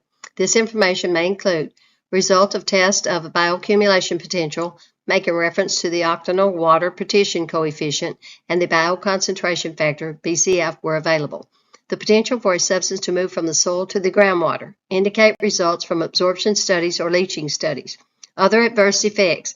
Example, environmental fate, ozone layer, depletion potential, photochemical ozone creation potential, endocrine disrupting potential, and or global warming potential. Section 12, Ecological Information, Non-Mandatory. This section provides information to evaluate the environmental impact of the chemical if it were released to the environment. The information may include data from toxicity tests performed on aquatic and or terrestrial organisms where available. Example, acute or chronic aquatic toxicity data for fish, algae, crustaceans, and other plants, toxicity data on birds, bees, plants. Whether there is a potential for the chemical to persist and degrade in the environment either through biodegradation or other processes such as oxidation or hydrolysis. Section 13, Disposal Considerations, Non-Mandatory. This section provides guidance on proper disposal practices, recycling or reclamation of the chemical or its container, and safe handling practices. To minimize exposure, this section should also refer the reader to Section 8, Exposure Controls, Personal Protection of the SDS. The information may include description of the appropriate disposal containers to use, recommendations of appropriate disposal methods to employ, description of the physical and chemical properties that may affect disposal activities, language discouraging sewage disposal, any special precautions for landfills or incineration activities. Section 14, Transport Information, Non-Mandatory. This section provides guidance on classification information for shipping and transporting of hazardous chemicals by road, air, rail, or sea. The information may include the UN number, which is the 4-digit identification number of the substance, UN proper shipping name, transport hazard classes, packing group number if applicable based on the degree of hazard, environmental hazards, for example, identified as a maritime pollutant according to the International Maritime Dangerous Goods Code, the IMDG code. Section 14, Transport Information, Non-Mandatory. This section provides guidance on classification information for shipping and transporting of hazardous chemicals by road, air, rail, or sea. The information may include guidance on transport in bulk according to Annex 2 of MARPO, 73-783, and the International Code for the Construction and Equipment of Ships Carrying Dangerous Chemicals in Bulk, International Bulk Chemical Code, IBC Code. Any special precautions which an employee should be aware of or needs to comply with in connection with transport or conveyance, either within or outside their premises, indicate when information is not available. Section 14, Transport Information, non-mandatory. This section provides guidance on classification information for shipping and transporting of hazardous chemicals by road, air, rail, or sea. The information may include 2. Found in the most recent edition of the United Nations Recommendations on the Transport of Dangerous Goods. 3. MARPO 73/78 means the International Convention for the Prevention of Pollution from Ships, 1973, as modified by the Protocol of 1978 relating thereto, as amended. Section 15, Regulatory Information, non-mandatory. This section identifies the safety, health, and environmental regulations specific for the product that is not indicated anywhere else on the SDS. The information may include any national and/or regional regulatory information of the chemical or mixtures, including any OSHA, Department of Transportation, Environmental Protection Agency, or Consumer Product Safety Commission regulations. Section 16, Other Information. This section indicates when the SDS was prepared or when the last known revision was made. The SDS may also state where the changes have been made to the previous version. You may wish to contact the supplier for an explanation of the changes. Other useful information also may be included here. Employer responsibilities. Employers must ensure that the SDSs are readily accessible to the employees for all hazardous chemicals in their workplace. This may be done in many ways. For example, employers may keep the SDSs in a binder or on computers as long as the employees have immediate access to the information without leaving their work area when needed, and a backup is available for rapid access to the SDS in the case of a power outage or other emergency. Furthermore, employers may want to designate a person or persons responsible for obtaining and maintaining the SDSs. If the employer does not have a SDS, the employer or designated person should contact the manufacturer to obtain one. Toxicity versus hazard. Toxicity refers to how poisonous a material is. Toxicity represents the killing power of the pesticide. The more toxic the material is, the more dangerous it is to use. Hazards are the dangers associated with using poisonous materials. The more toxic the material, the more hazardous it will be for you to use. You must be extra careful when handling the most toxic pesticides. Toxicity. Pesticide toxicity is measured in the terms of the LD50 or the LC50. LD50 represents the lethal dose required to kill 50% of the test animals. LD50 is measured in terms of milligrams of pesticide per kilogram of body weight. A low LD50 number would indicate a very toxic material. LC50. Fumigant toxicity is measured in the terms of the LC50, which represents the lethal concentration of the fumigant in the air that is required to kill 50% of the test animals. This graph shows the LC50, which is the fumigant toxicity lethal concentration of the fumigant to kill 50% of the test animals. And the LD50 is the lethal dose to kill 50% of the test animals. Acute toxicity categories for pesticide products, hazard indicators. Oral LD50, dermal LD50, inhalation LC50, eye irritation, skin irritation. Highly toxic category 1, danger, poison, up to and including 50 milligrams/kilograms, up to and including 200 milligrams/kilograms, up to and including 0.2 milligrams/liter. Corrosive, corneal opacity not reversible within 7 days. Corrosive. Moderately toxic, category 2, warning. Greater than 50 through 500 milligrams/kilograms. Greater than 200 through 2,000 milligrams/kilogram. Greater than 0.2 through 2 milligrams/liter. Corneal opacity reversible within 7 days. Irritation persisting for 7 days. Severe irritation at 72 hours. Low toxicity, category 3, caution. Greater than 500 through 5,000 milligrams/kilograms. Greater than 2,000 through 20,000 milligrams/kilograms. Greater than 2 through 20 milligrams/liter. No corneal opacity. Irritation reversible within 7 days. Moderate irritation at 72 hours. Very low toxicity, category 4. Optional signal word, caution. Greater than 5,000 milligrams/kilograms. Greater than 20,000 milligrams/kilograms. Greater than 2.0 milligrams/liter. No irritation, mild or slight irritation at 72 hours. Signal words that may appear on the label. Signal word, danger or danger, poison. Category class 1, highly toxic or toxic, lethal dose, corrosive or irritant properties, a few drops to 1 teaspoon. The signal word, warning, class 2, moderately toxic, toxicity lethal dose is 1 teaspoon to 1 ounce. On the caution signal word, class 3, category is slightly toxic, toxicity lethal dose is 1 ounce to 1 pint/1 pound. On the signal word, caution or none, category class 4 is very slight hazard, toxic lethal dose is over 1 pint or 1 pound. 1-star lethal doses are listed for a 150-pound adult. 2-star, a product's toxicity category determines what must be on its label. As part of today's training, we're going to talk about Roundup Pro herbicide. This is a Group 9 herbicide, the complete broad-spectrum post-emergence professional herbicide for industrial, turf, and ornamental weed control.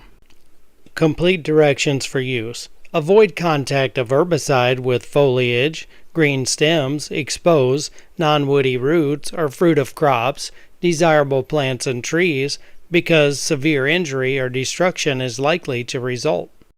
Read the entire label before using this product. Use only according to label instructions. Not all products recommended on this label are registered for use in California.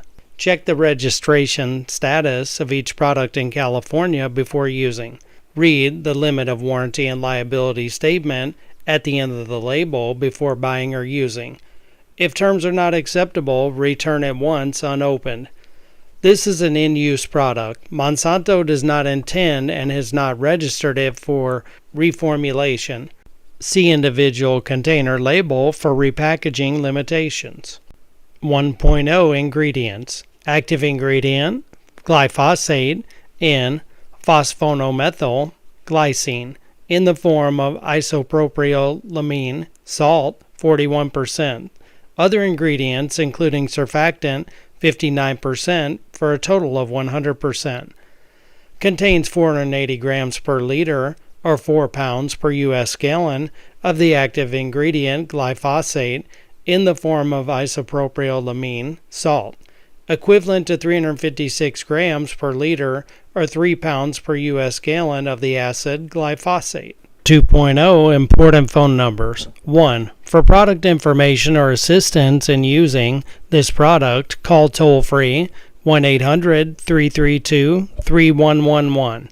2. In case of an emergency involving this product, or for medical assistance, call collect day or night 314-694-4000. 3.0 Precautionary statements. 3.1 Hazards to humans and domestic animals. Keep out of reach of children. Caution. Causes eye irritation. Avoid contact with eyes or clothing. First aid. Call a poison control center or doctor for treatment advice. If in eyes, hold eye open and rinse slowly and gently with water for 15 to 20 minutes. Remove contact lenses if present after the first 5 minutes, then continue rinsing eye. Have the product container or label with you when calling a poison control center or doctor or going for treatment. You may also contact 314-694-4000, collect day or night for emergency medical treatment information. This product is identified as Roundup Pro herbicide, EPA registration number 524-475. Domestic animals. This product is considered to be relatively non-toxic to dogs and other domestic animals. However, ingestion of this product or large amounts of freshly sprayed vegetation may result in temporary gastrointestinal irritation, vomiting, diarrhea, colic, etc. If such symptoms are observed, provide the animal with plenty of fluids to prevent dehydration. Call a veterinarian if symptoms persist for more than 24 hours. Personal protective equipment (PPE). Applicators and other handlers must wear long sleeve shirt and long pants, shoes plus socks. Follow manufacturer's instructions for cleaning, maintaining personal protective equipment.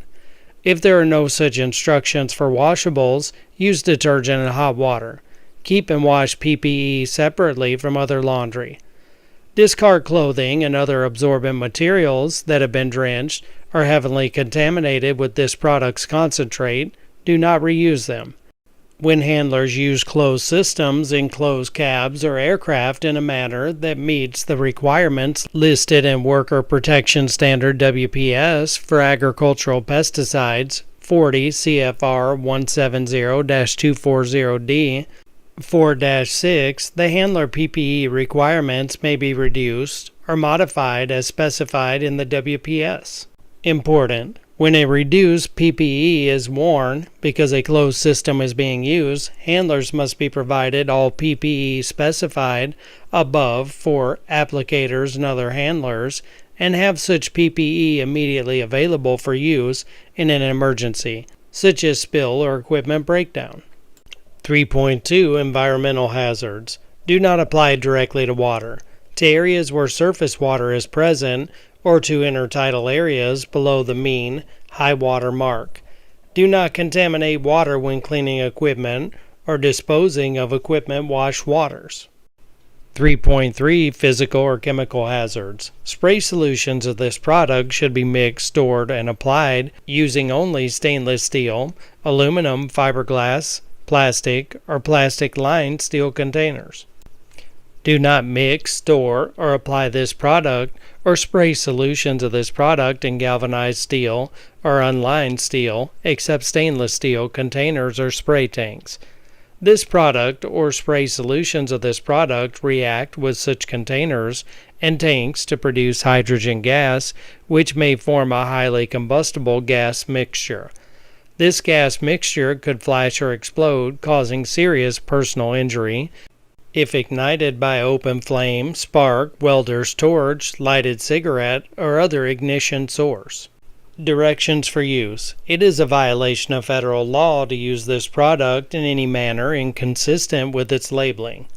This product can only be used in accordance with the directions for use on this label or in separately published Monsanto supplemental labeling. Supplemental labeling may be found on the www.cdms.net or www.greenbook.net websites, or obtained by contacting your authorized Monsanto retailer or Monsanto company representative. Do not apply this product in a way that will contact workers or other persons, either directly or through drift. Only protected handlers may be in the area during application.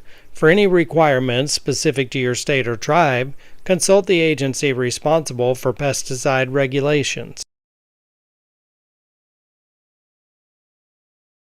Agricultural use requirements. Use this product only in accordance with its labeling and with the Worker Protection Standard 40 CFR Part 170. This standard contains requirements for the protection of agricultural workers on farms, forests, nurseries, and greenhouses, and handlers of agricultural pesticides. It contains requirements for training, decontamination, notification, and emergency assistance. It also contains specific instructions and exceptions pertaining to the statements on this label about personal protective equipment, PPE, and restricted entry interval. The requirements in this box only apply to uses of this product that are covered by the Worker Protection Standard. Do not enter or allow worker entry into treated areas during the restricted entry interval REI of 4 hours. PPE required for early entry to treated areas that is permitted under the Worker Protection Standard and that involves contact with anything that has been treated, such as plants, soil, or water, is coveralls, chemical-resistant gloves greater than 14 mils in thickness, composed of materials such as butyl rubber, natural rubber, neoprene rubber, nitrile rubber, shoes, plus socks. Non-agricultural use requirements. The requirements in this box apply to uses of this product that are not within the scope of Worker Protection Standard 40 CFR Part 170 for agricultural pesticides. The WPS applies when this product is used to produce agricultural plants on farms, forests, nurseries, or greenhouses. Keep people and pets off treated areas until spray solution has dried. 4.0 Storage and Disposal. Pesticide storage. Do not contaminate water, foodstuffs, feed, or seed by storage or disposal. Keep container closed to prevent spills and contamination. Pesticide disposal. Waste resulting from the use of this product that cannot be used or chemically reprocessed should be disposed of in a landfill approved for pesticide disposal or in accordance with applicable federal, state, and local procedures. Container disposal. Empty container retains vapor and product residue.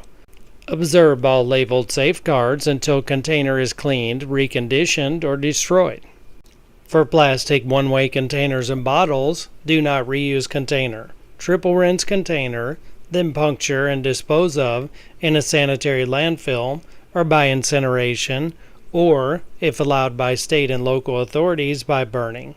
If burned, stay out of smoke. For one-way drums, do not reuse container. Return container per the Monsanto Container Return Program. If not returned, triple rinse container, then puncture and dispose of in a sanitary landfill or by incineration, or, if allowed by state and local authorities, by burning. If burned, stay out of smoke. For refillable, portable, mini bulk containers. This container may only be refilled with pesticide product. Do not reuse this container for any other purpose. Final disposal must be in compliance with state and local regulations. If not refilled, returned, or recycled, triple rinse or pressure rinse, puncture, and dispose of in a sanitary landfill or by incineration, or if allowed by state and local authorities, by burning. If burned, stay out of smoke. Do not transport this container if it is damaged or leaking. If the container is damaged, leaking, or obsolete, or to obtain information about recycling portable refillable containers, contact Monsanto Company at 1-800-ROUNDUP, 1-800-768-6387. 5.0 General Information How this product works. Product description. This product is a post-emergent, systemic herbicide with no soil residual activity. It gives broad-spectrum control of many annual weeds, perennial weeds, woody brush, and trees. It is formulated as a water-soluble liquid containing surfactant, and no additional surfactant is needed or recommended. Time to symptoms. This product moves through the plant from the point of foliage contact to and into the root system.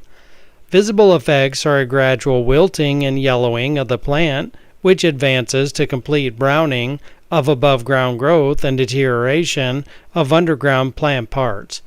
Effects are visible on most annual weeds within 2 to 4 days, but on most perennial weeds, effects may not be visible for 7 days or more. Extremely cool or cloudy weather following treatment may slow activity of this product and delay development of visual symptoms.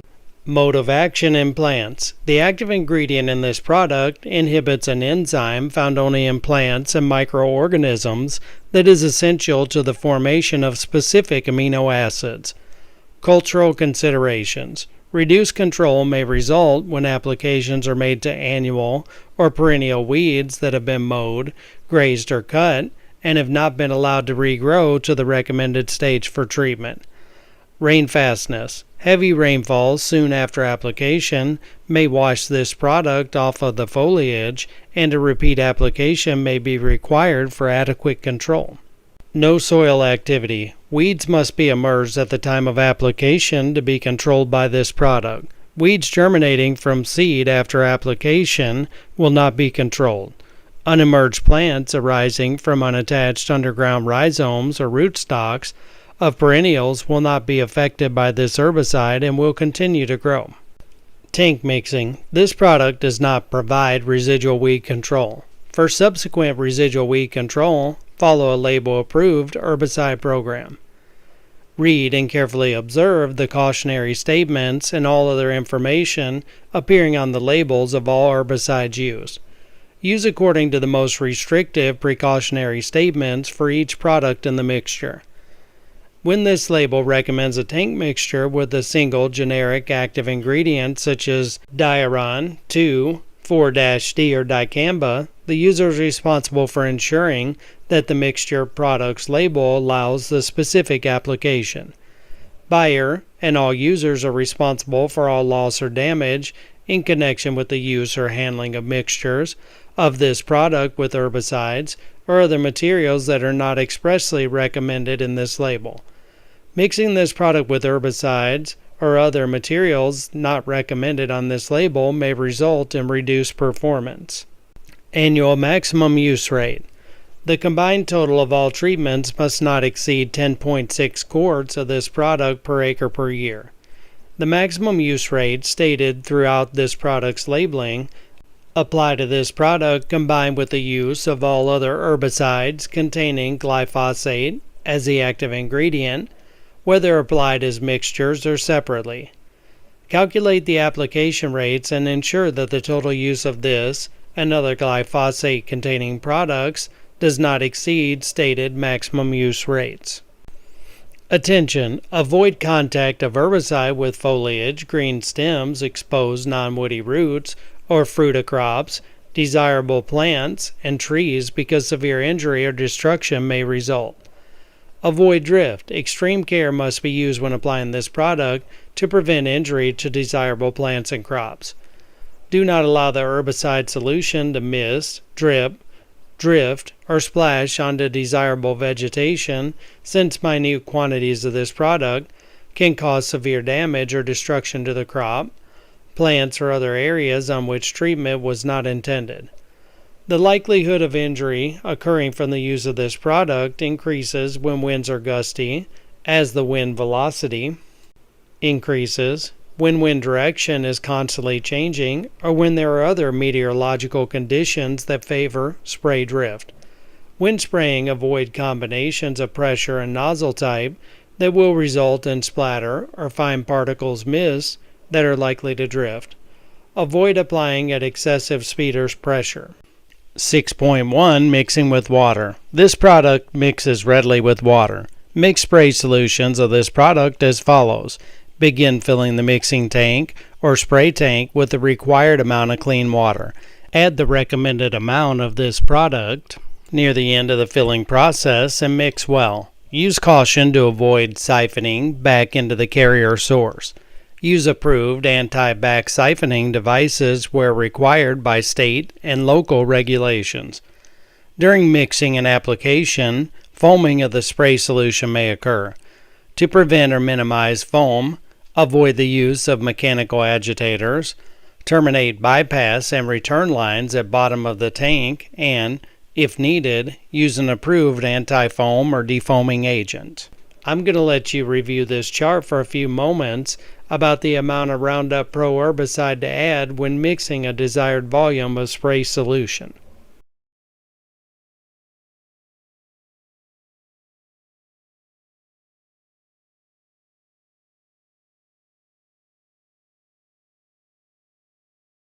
(9.1) Annual weeds. Use 1 quart per acre if weeds are less than 6 inches in height or runner length, and 1.5 quarts to 4 quarts per acre if weeds are over 6 inches in height or runner length, or when weeds are growing under stress conditions, regardless of the weed size at application.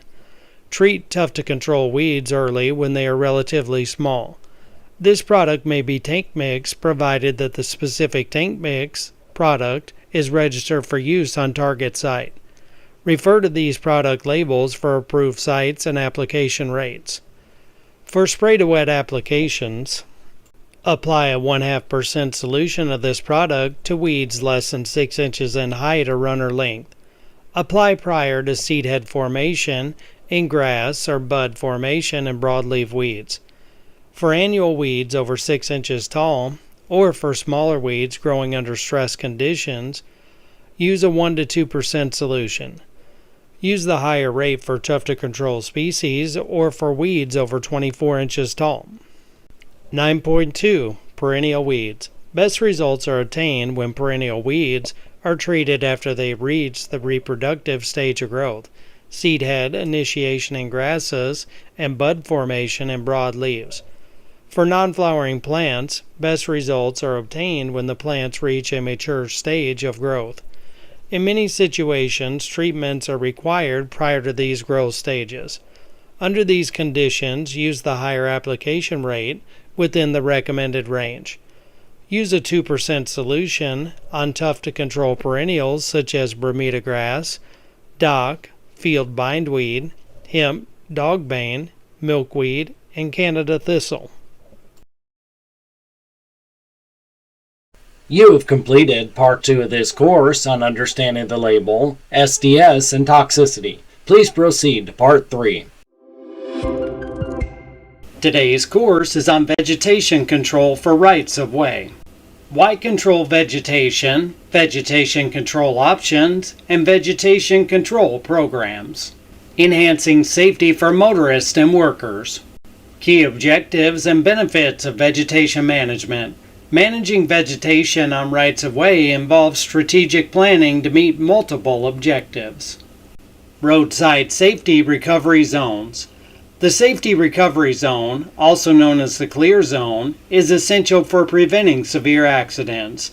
When drivers inadvertently veer off the road, they need a space free from obstacles to regain control.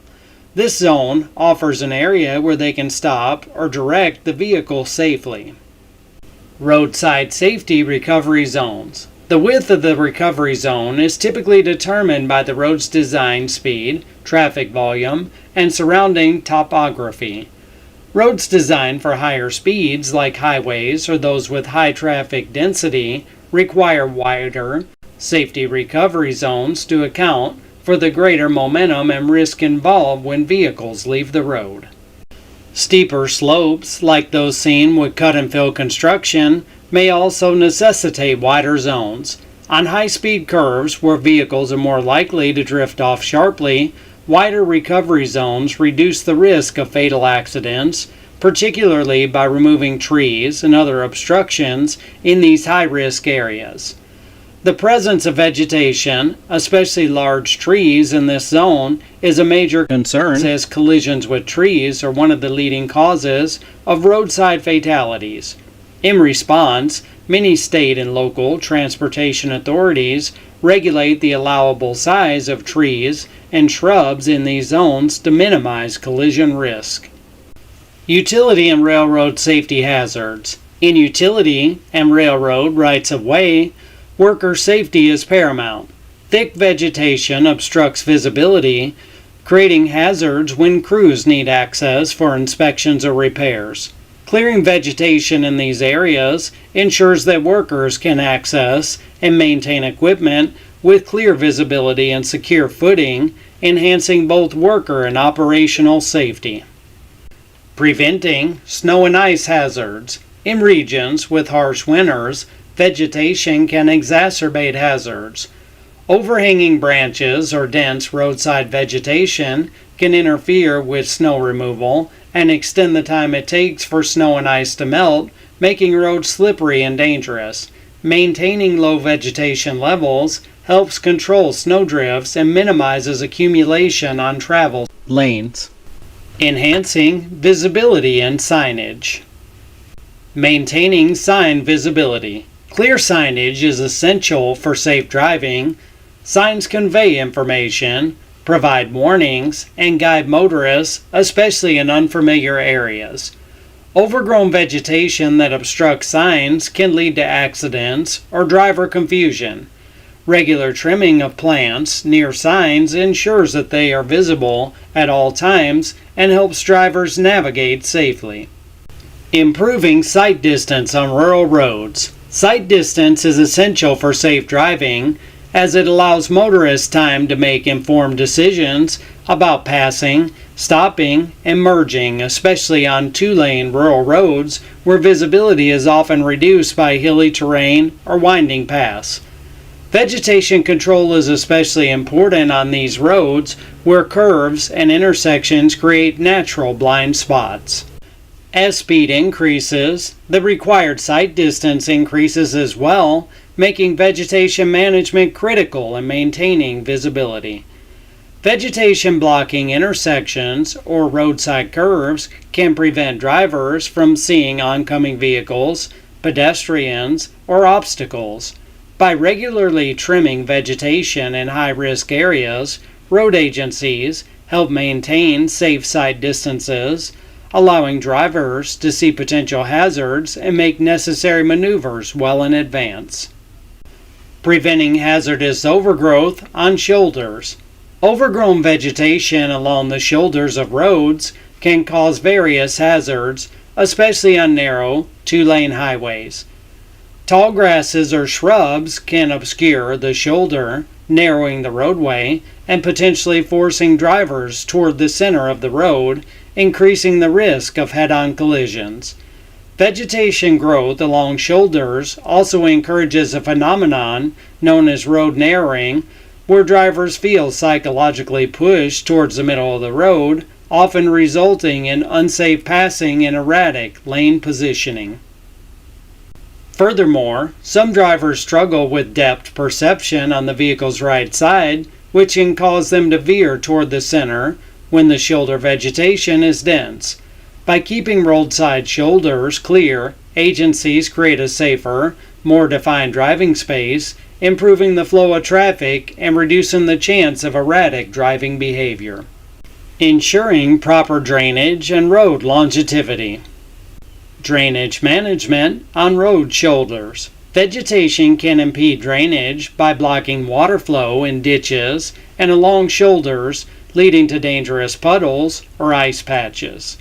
Without proper drainage, water on road surfaces can cause vehicles to hydroplane, while pooled water can weaken the road structures.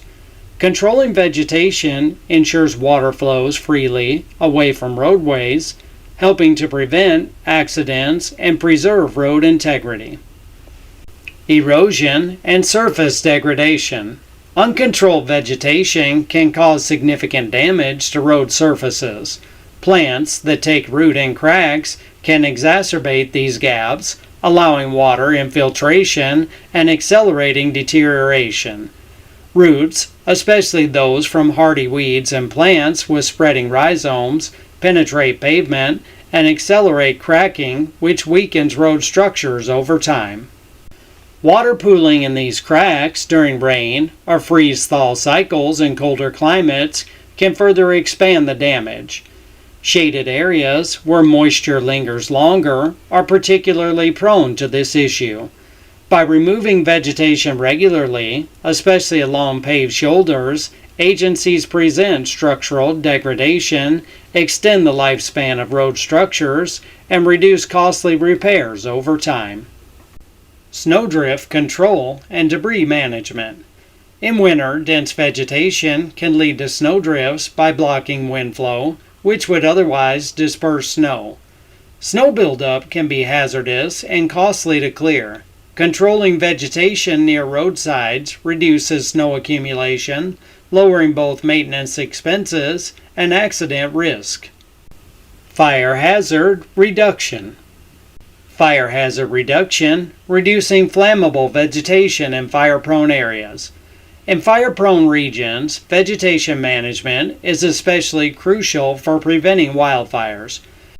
Dry vegetation, such as grasses or shrubs, can ignite easily from sparks or heat sources, such as hot vehicle parts.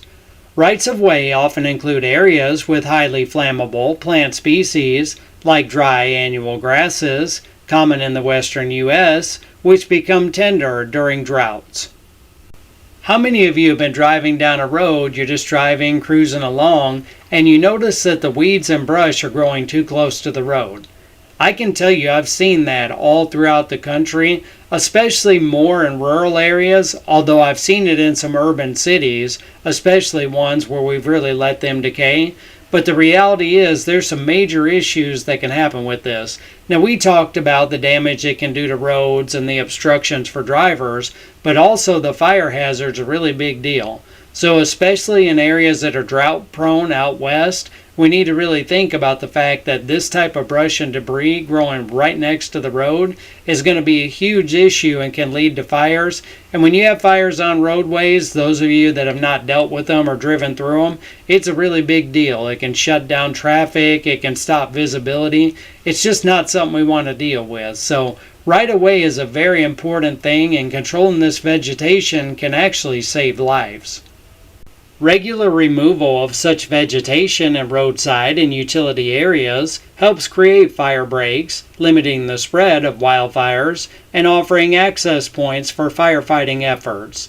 In utility corridors, vegetation that touches or grows close to power lines poses a serious fire risk, as arcing electricity can ignite dry branches.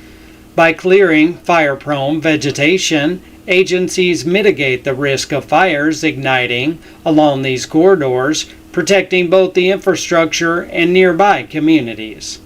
You know, guys, I can tell you when it comes to wildfires, they're really a big deal.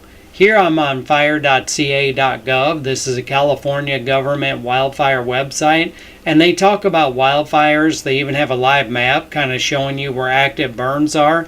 But the reality is, when you look at these numbers, it's unbelievable the number of acres burned just in a state like California. I'm picking out California because that's where I hear about the most wildfires. Obviously, you got a lot of droughts out that way. It doesn't rain a lot. Got a lot of wind. But the reality is, again, with rights of way, this is why it's so important that we don't have that brush and those weeds growing close to the roads, because it just leads to more and more of these wildfire situations.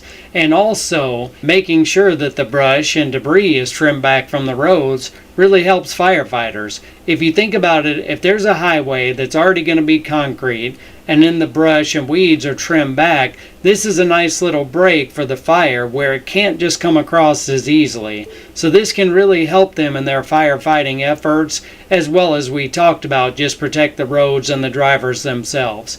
So just keep in mind, the reason why we're talking so much about these wildfires, they are a really big deal, and we need to do our part to help prevent them. Maintaining fire breaks for utility safety.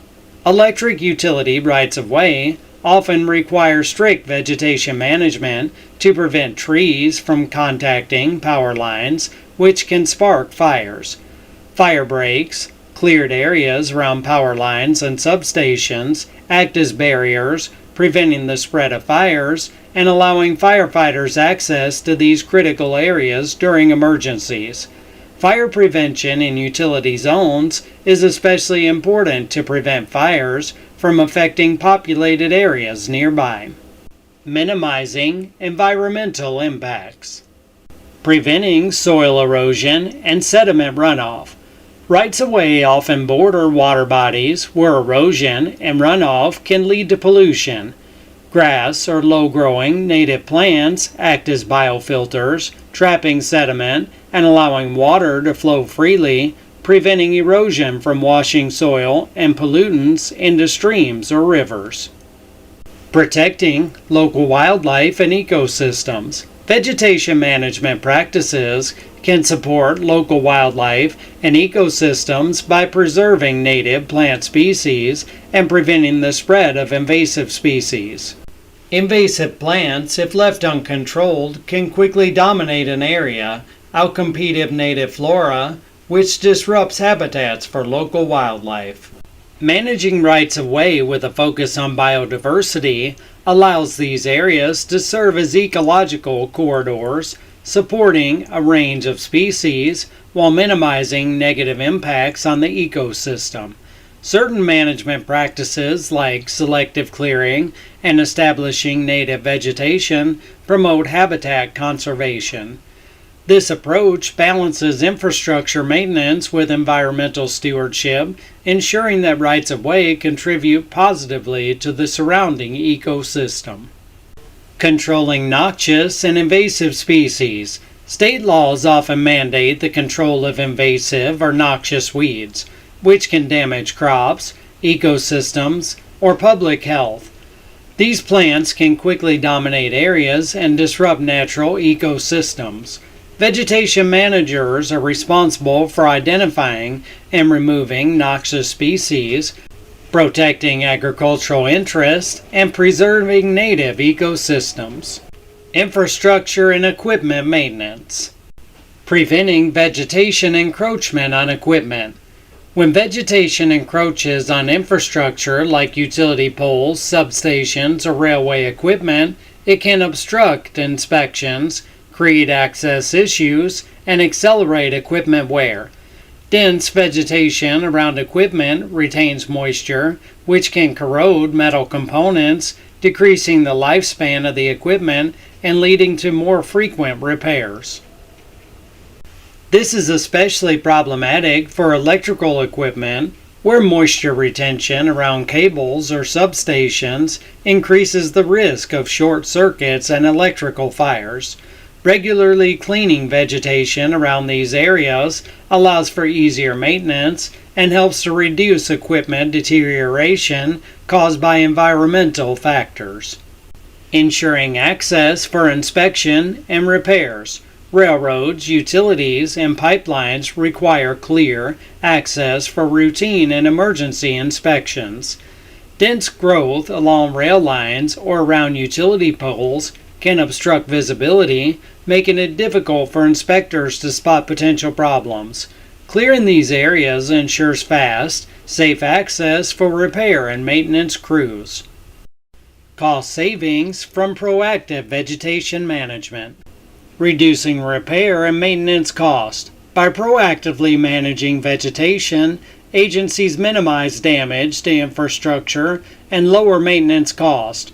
Regularly trimming hazardous trees near power lines reduces the chance of costly emergency repairs.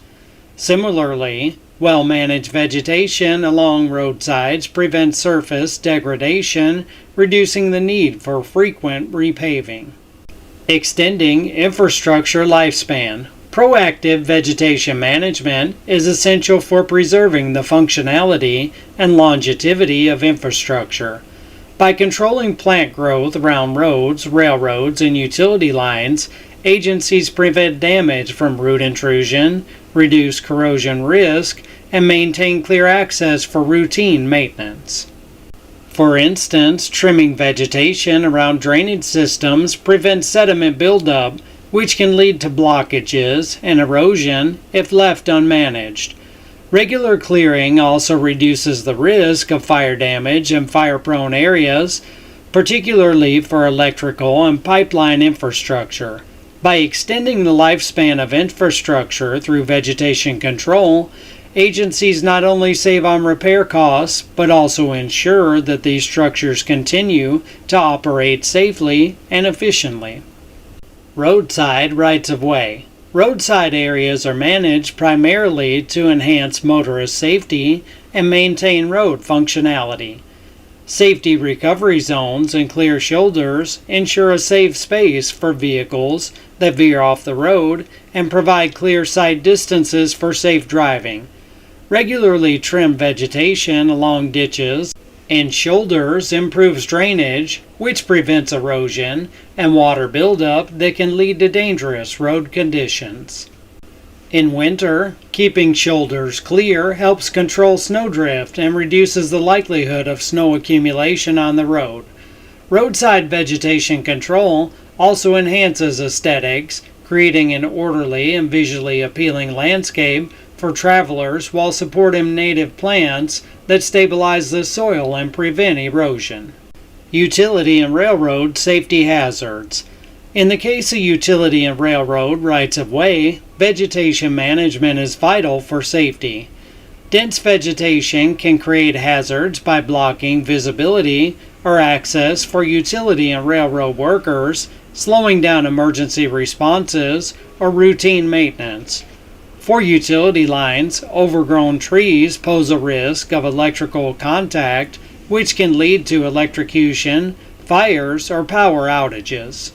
Vegetation encroaching upon power lines is especially dangerous during storms, as strong winds can snap branches and lead to downed lines, which are a major hazard for the public and utility workers alike. Electrical utility rights-of-way. For electric utilities, vegetation management is essential to prevent outages, fires, and accidents.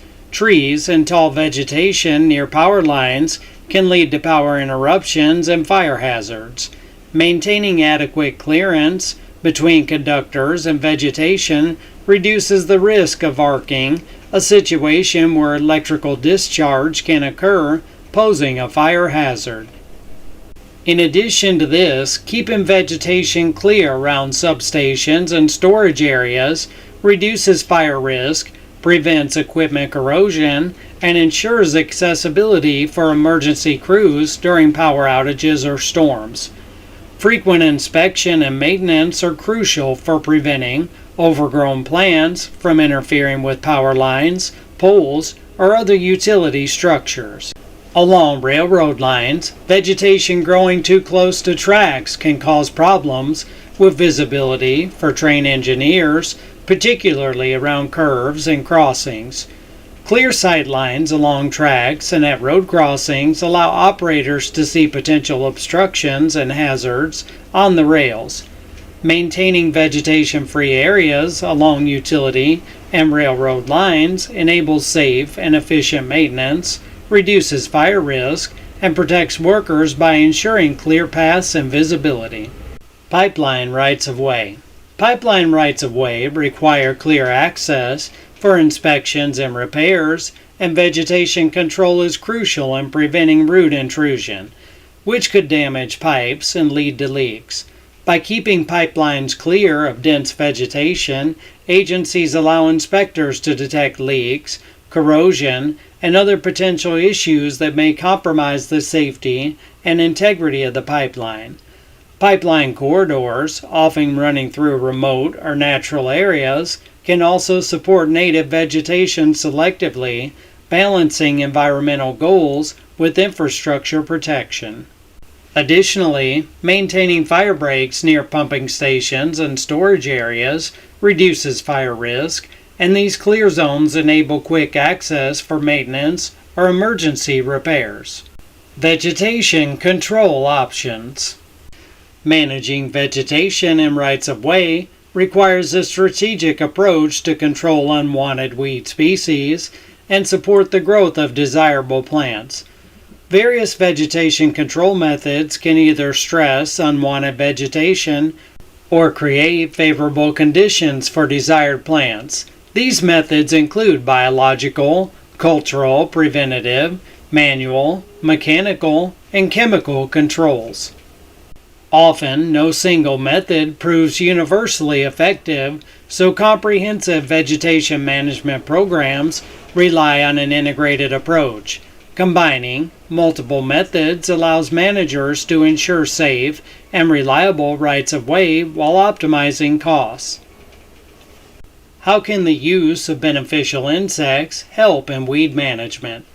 Biological control leverages living organisms such as insects, animals, or plant pathogens to manage unwanted vegetation. These organisms are introduced specifically to target certain plant species.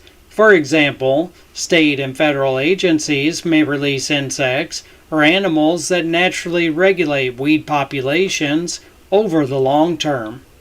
As shown in the image on the bottom right here, the musk thistle headweevil is an example of a biological control.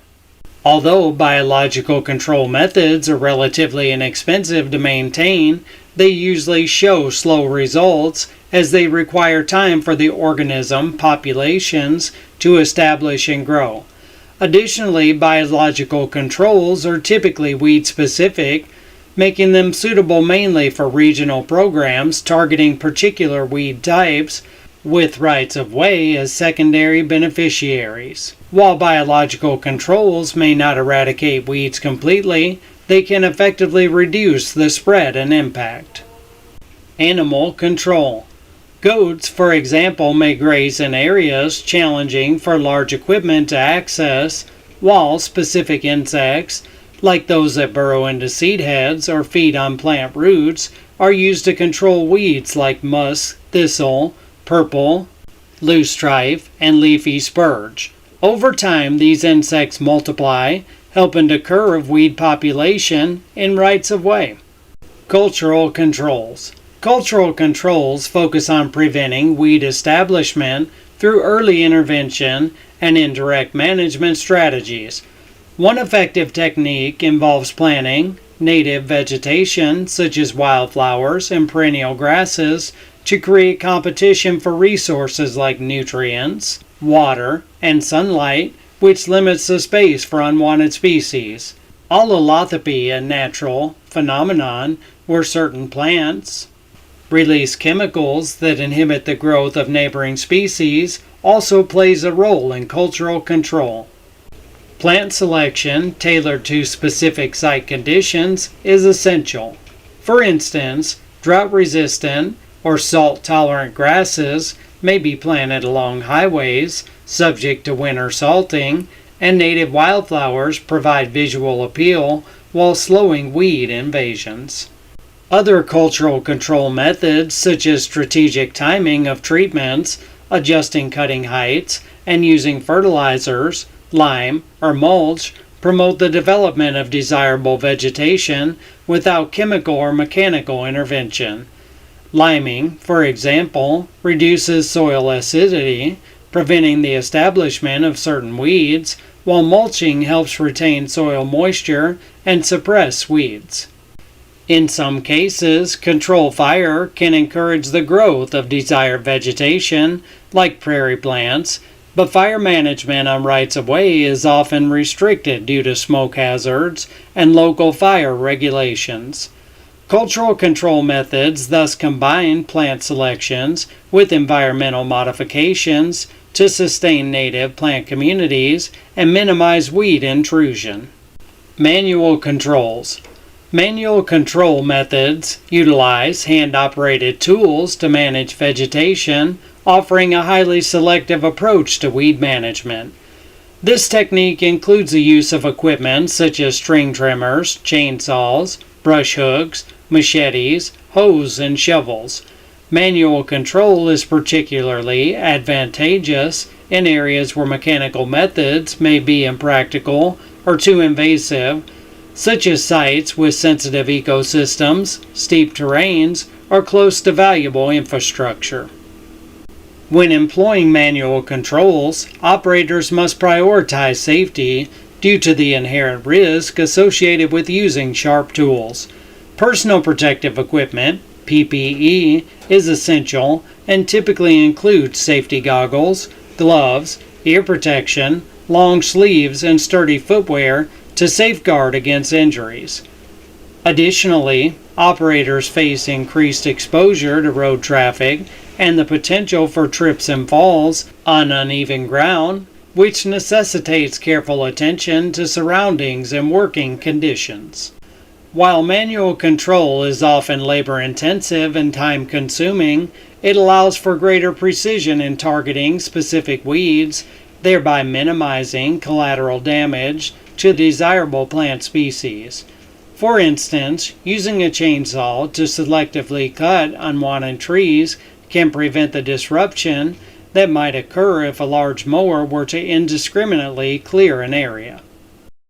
Moreover, manual control methods can be beneficial in maintaining aesthetic values along rights of way. Regular hand maintenance can keep areas tidy, reducing the visual impact of vegetation while simultaneously controlling weed populations. However, one drawback of manual control is that cut vegetation often requires removal from the site, adding to labor costs and efforts. Furthermore, many perennial plants have the potential to resprout after being cut, necessitating multiple treatments and ongoing management efforts. Overall, while manual controls may not offer a permanent solution to weed problems, they serve as a vital component in a comprehensive vegetation management strategy, especially when other methods cannot be used effectively. Mechanical controls. Mechanical controls involve the use of machines and equipment to manage and suppress weed growth effectively. Mowers are the most common form of mechanical control utilized in rights-of-way management. These machines are designed to cut above-ground vegetation without damaging the root systems, which can lead to increased regrowth of certain plants, particularly perennial species. While mowing is an effective means of preventing the flowering and seeding of annual or biennial weeds, it requires careful management to avoid potential negative consequences. One of the critical considerations with mechanical controls is the potential for erosion. When grasses are cut too short, it can create an open soil surface that is susceptible to erosion by wind and water.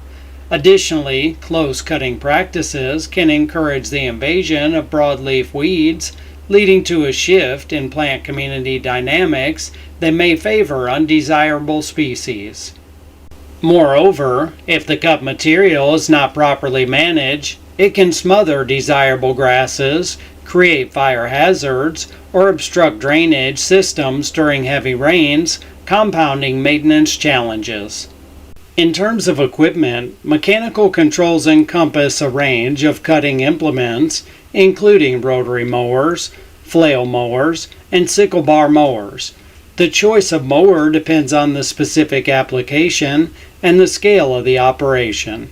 For example, small mowers may be used for 2-lane local and county roads, while larger machines with cutting widths of 12 to 24 feet are employed for high-traffic interstate highways.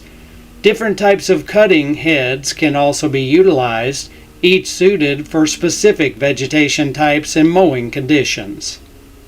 Beyond mowing, other mechanical methods may include the use of brush cutters or specialized machines like Hydro-Ax and Kershaw, which are designed to handle heavier, denser vegetation.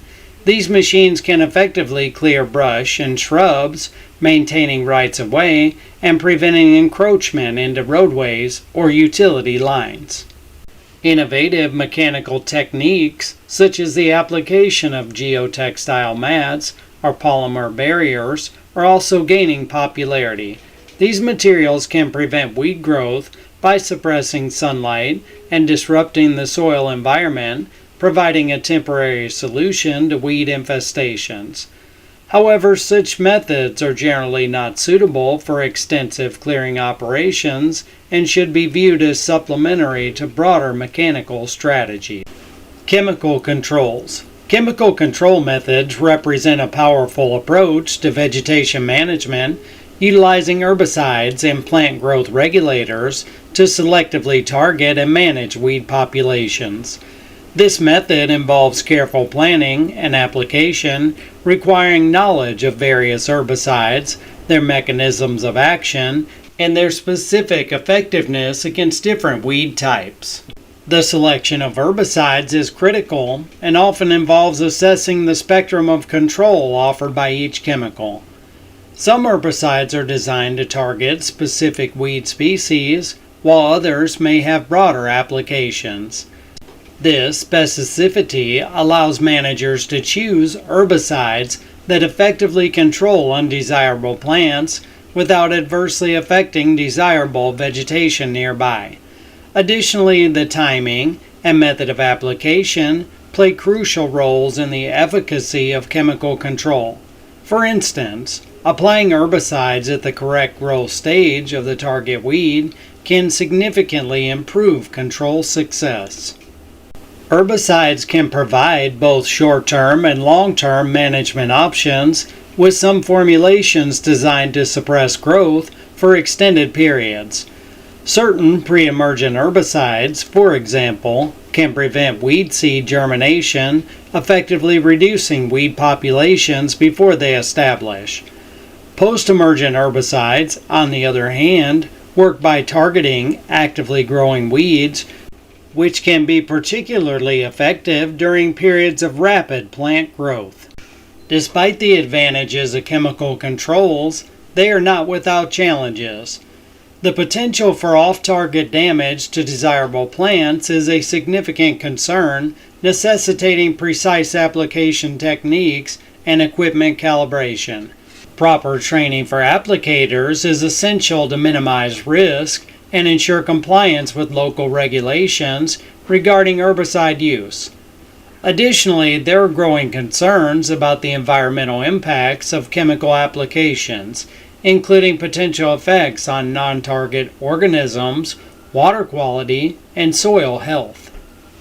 Integrating chemical controls into a broader vegetation management program allows for a more comprehensive strategy that balances effectiveness with environmental stewardship.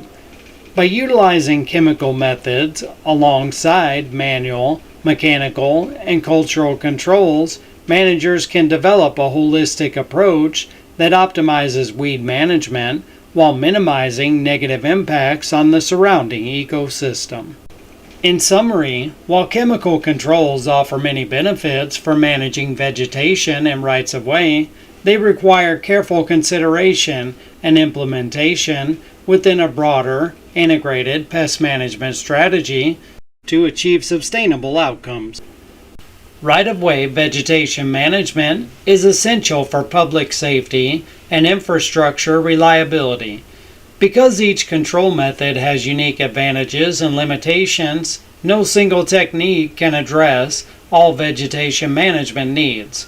Instead, an integrated approach combining multiple control strategies ensures the most effective and economical outcomes with minimal environmental impact. Vegetation Management Overview. A vegetation management program may be categorized as either non-selective or selective. Non-selective management entails the control of all types of vegetation, whereas selective management allows for certain plants to remain following treatment. Both approaches are essential in the context of managing vegetation along rights of way. Certain techniques can offer a mix of both non-selective and selective management based on specific circumstances. For instance, fire is generally perceived as a non-selective method since it impacts all vegetation. However, it can selectively regulate plant growth, as perennial species may resprout while annual plants may not. Similarly, mechanical control methods such as mowing can also be non-selective when all vegetation is cut down, but they can be selective if they permit the regrowth of perennial plants or leave shorter, uncut plants to thrive. Non-selective vegetation control programs. In the realm of herbicides and plant growth regulators, non-selective vegetation control often signifies the chemical management of all plant life. These treatments typically result in periods of bare ground, which can be transient or persist throughout the growing season, influenced by both the types of plants present and the herbicides utilized.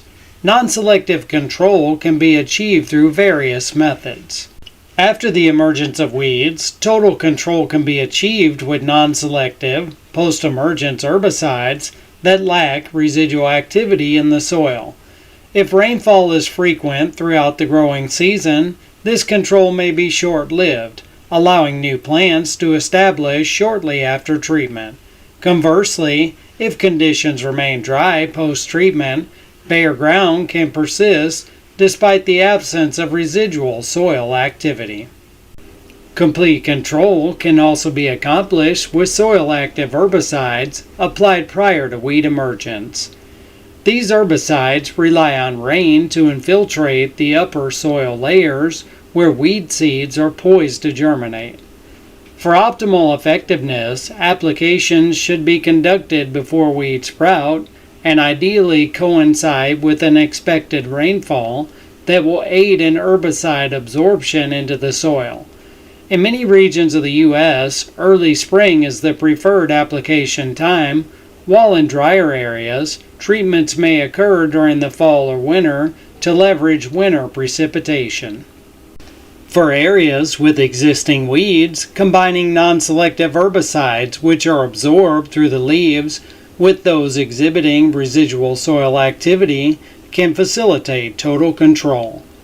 Total control may also be achieved through the use of non-selective herbicides that are absorbed by both the roots and foliage and possess residual soil activity.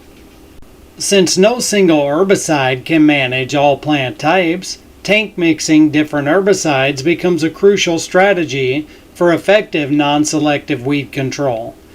The choice of herbicide or combination is affected by site conditions, the species of weeds present, herbicide cost, available equipment, climate factors, and the desired duration of weed control.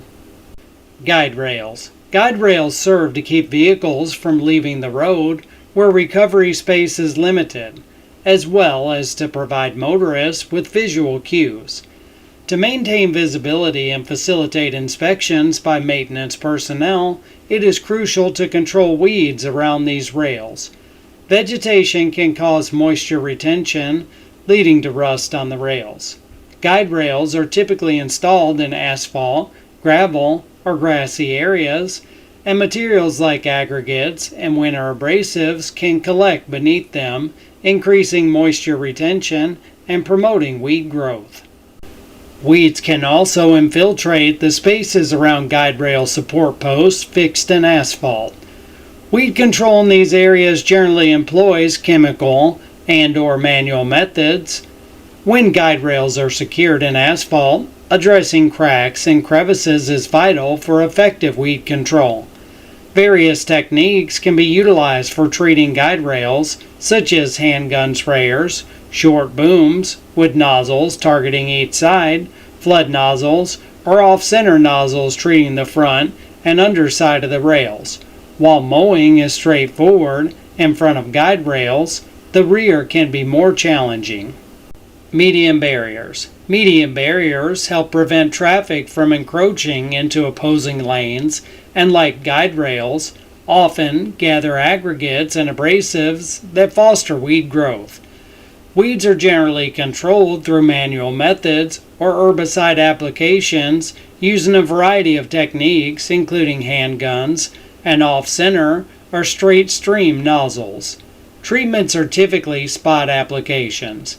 Given the minimal soil present and the potential for excessive surface runoff, care should be taken when using herbicides with residual soil activity. Signposts and delineators. Similar to guide rails, signposts and delineators are embedded in soil or asphalt and are susceptible to rust due to surrounding weeds. Mowing around these structures is typically not feasible. When anchored in asphalt, treatment of the base, cracks, and crevices is essential. Non-selective herbicides are usually applied around the posts to facilitate more efficient mowing. Fences.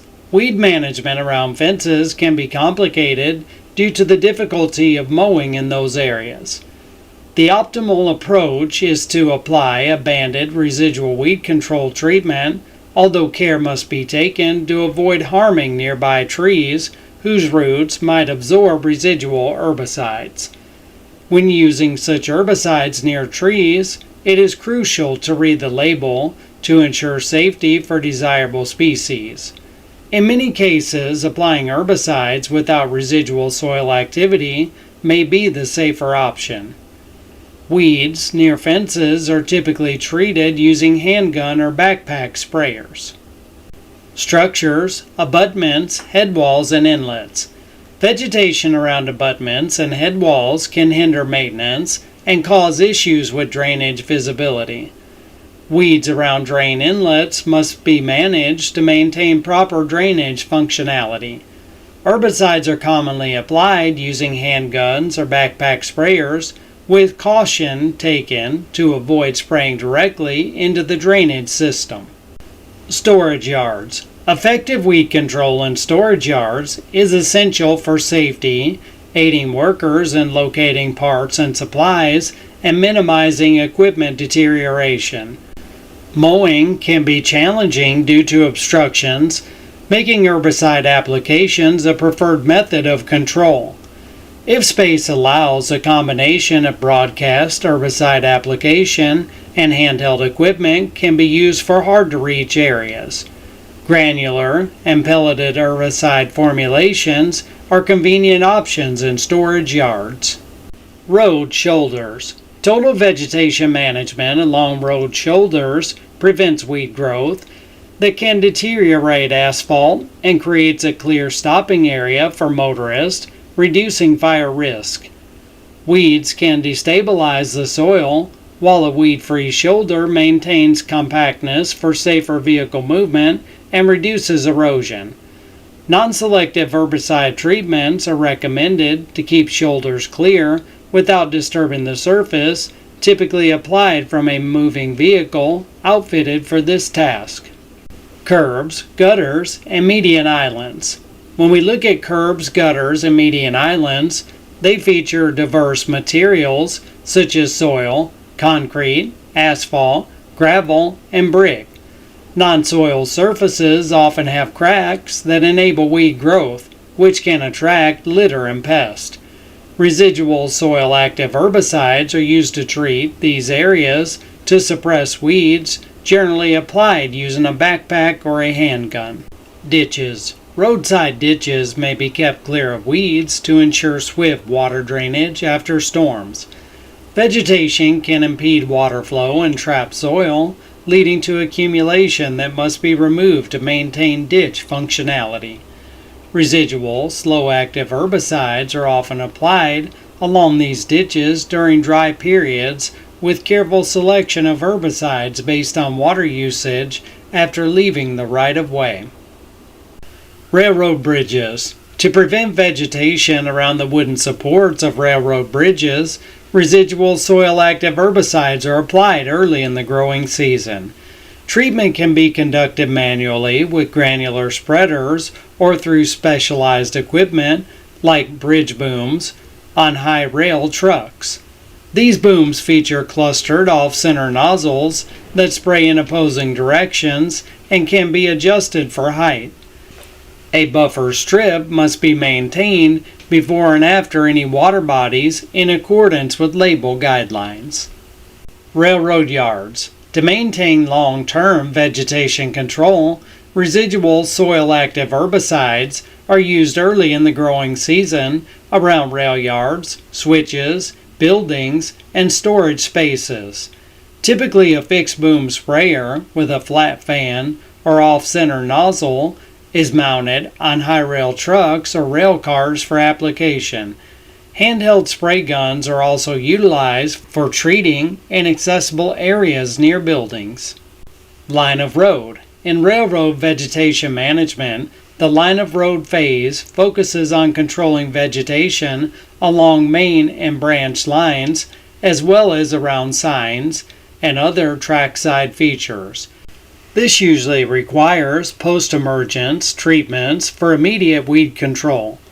Weeds are often present at the time of application, and new growth may begin before the first frost. Similar equipment used for yard treatment is employed, such as high rail trucks or spray trains with fixed booms and off-center nozzles. Substations and pumping stations. Consistent vegetation management is critical in substations and pumping stations to minimize fire risk and maintain operational reliability. Handgun applications are predominantly used around these facilities. For areas with considerable open space, short booms mounted on light trucks or ATVs are effective. Selective vegetation control programs. Many roadside management practices incorporate selective herbicides that target broadleaf weeds while allowing desirable grasses to flourish. Non-selective herbicides or targeted applications are reserved for particular problem areas or specific weed species. Broadleaf weeds. Tall broadleaf weeds can detract from the roadside's appearance, making their control a primary objective of many vegetation management strategies. Traditionally, growth regulator herbicides were utilized for this purpose. Broadleaf weeds. However, the availability of a broader range of herbicides has improved weed management, allowing for selective control of broadleaf species without harming grasses throughout the growing season. Early spring applications, when weeds are small and obscured by grass, may yield less noticeable results, while fall treatments effectively manage germinating winter annuals and biennials. Broadleaf herbicides can be combined with growth regulators to inhibit grass seedhead development in one application, with application methods including spot or broadcast treatments via various spraying equipment. Attention to drift is crucial due to the potential for adjacent, sensitive crops, the extensive areas typically treated, and the proximity of roadside traffic to application sites. Ditches. In the U.S., drainage ditches are often managed to promote grass cover while eliminating aggressive broadleaf weeds. These treatments aim to protect ditches from erosion caused by rapid water flow. Kudzu is a classic example of good intentions that resulted in bad outcomes. Kudzu is particularly common in the southeastern United States.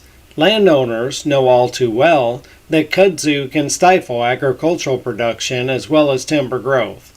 It often becomes a weed in non-cropland areas, such as rights-of-way, old fields, vacant lots, or yards of abandoned or little-used buildings. Now, this is an invasive species I can attest to firsthand. When I was a kid in Tennessee, I would see kudzu growing everywhere. It would literally overtake whole forested areas, whole rights of way. You just look on the side of the road and you'd see nothing but a green sea of kudzu. It was really impressive what it was doing. Now, when I was younger, I didn't realize what was going on.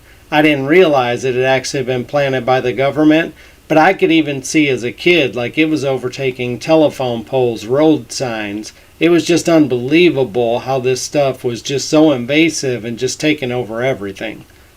Kudzu arrived in the U.S., like other marvels, via World's Fair. Native to Japan, it debuted in North America at the Philadelphia Centennial Exposition in 1876 and was introduced into the South in 1883 at the New Orleans Exposition. Farmers soon showed interest in the plant as an alternative feed for livestock and a means of mitigating erosion. So basically what we're looking at this plant as, it was used on rights of way to mitigate erosion, especially like embankments and things like that will wash out. They thought with the roots and how dense and thick this plant was that it would keep those areas from washing out. To control kudzu in rights of way, you can use the following methods: chemical control, aminocyclopyrachlor, aminopyrrolid, clopyrrolid, metsofluron, and picloram products are highly effective for kudzu control on non-crop and rights-of-way areas. When we look at mechanical control for kudzu, we dig out the crown, a bulb-like feature at the top of the root system that holds all the energy of the vine to make the vine die. Also with mechanical control, for small patches in newly infested areas, hand pulling and digging out the root crowns can help. Lastly, when we're looking at mechanical control for larger areas overtaken by kudzu, goats are a great option. On this slide, we're looking at invasive species management.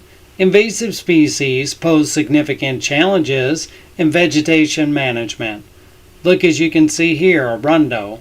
This chokes riversides and stream channels, interferes with flood control, crowds out native plants. It ignites easily and can cause intense fires. It grows vertically without any horizontal branching and does not provide shading to the in-stream habitat, which can lead to increased water temperatures and reduced habitat quality for fish and other aquatic wildlife. This is the Sepulveda Basin near Lake Balboa in LA. This brush fire literally burned out of control. One of the things that was a big fuel for this fire was the arundo weed, which we just talked about was an invasive species. This was a really big deal. We got this invasive species that just happens to be really flammable and ignites easily. Next thing we know, we got a wildfire out of control. So you do need to study and understand invasive species, because if you don't, you're not going to understand how these types of things take place. This photo is courtesy of Fox. This is the same vicinity the fire was in. So as you can see, the arundo weed was there. It burned up, everything burned out. What happens next? We have a situation like this where the arundo weed choked out the waterway, causing the floodwater to overflow into nearby streets. You can see the homes underwater. This flood caused millions of dollars in damage. So once again, these right-of-way services and things we're looking at, it's a really big deal. In this case, you see the worst case scenario where something gets out of control and results in millions of dollars in damage. Effective invasive plant management often involves a combination of strategies including monitoring, regular assessments help identify invasive species and their extent, mechanical control. Methods such as cutting or mowing can be used, although they may require multiple applications. Herbicide application. The selective application of herbicides can help manage invasives while protecting native species. Effective vegetation management along roadways and railroads requires a multifaceted approach, combining non-selective and selective control methods tailored to specific circumstances, understanding the dynamics of invasive species, the challenges of various sites, and the appropriate use of herbicides and mechanical techniques is critical for maintaining safe and functional transportation corridors while promoting ecological health. You have completed the program. Please proceed to the quiz.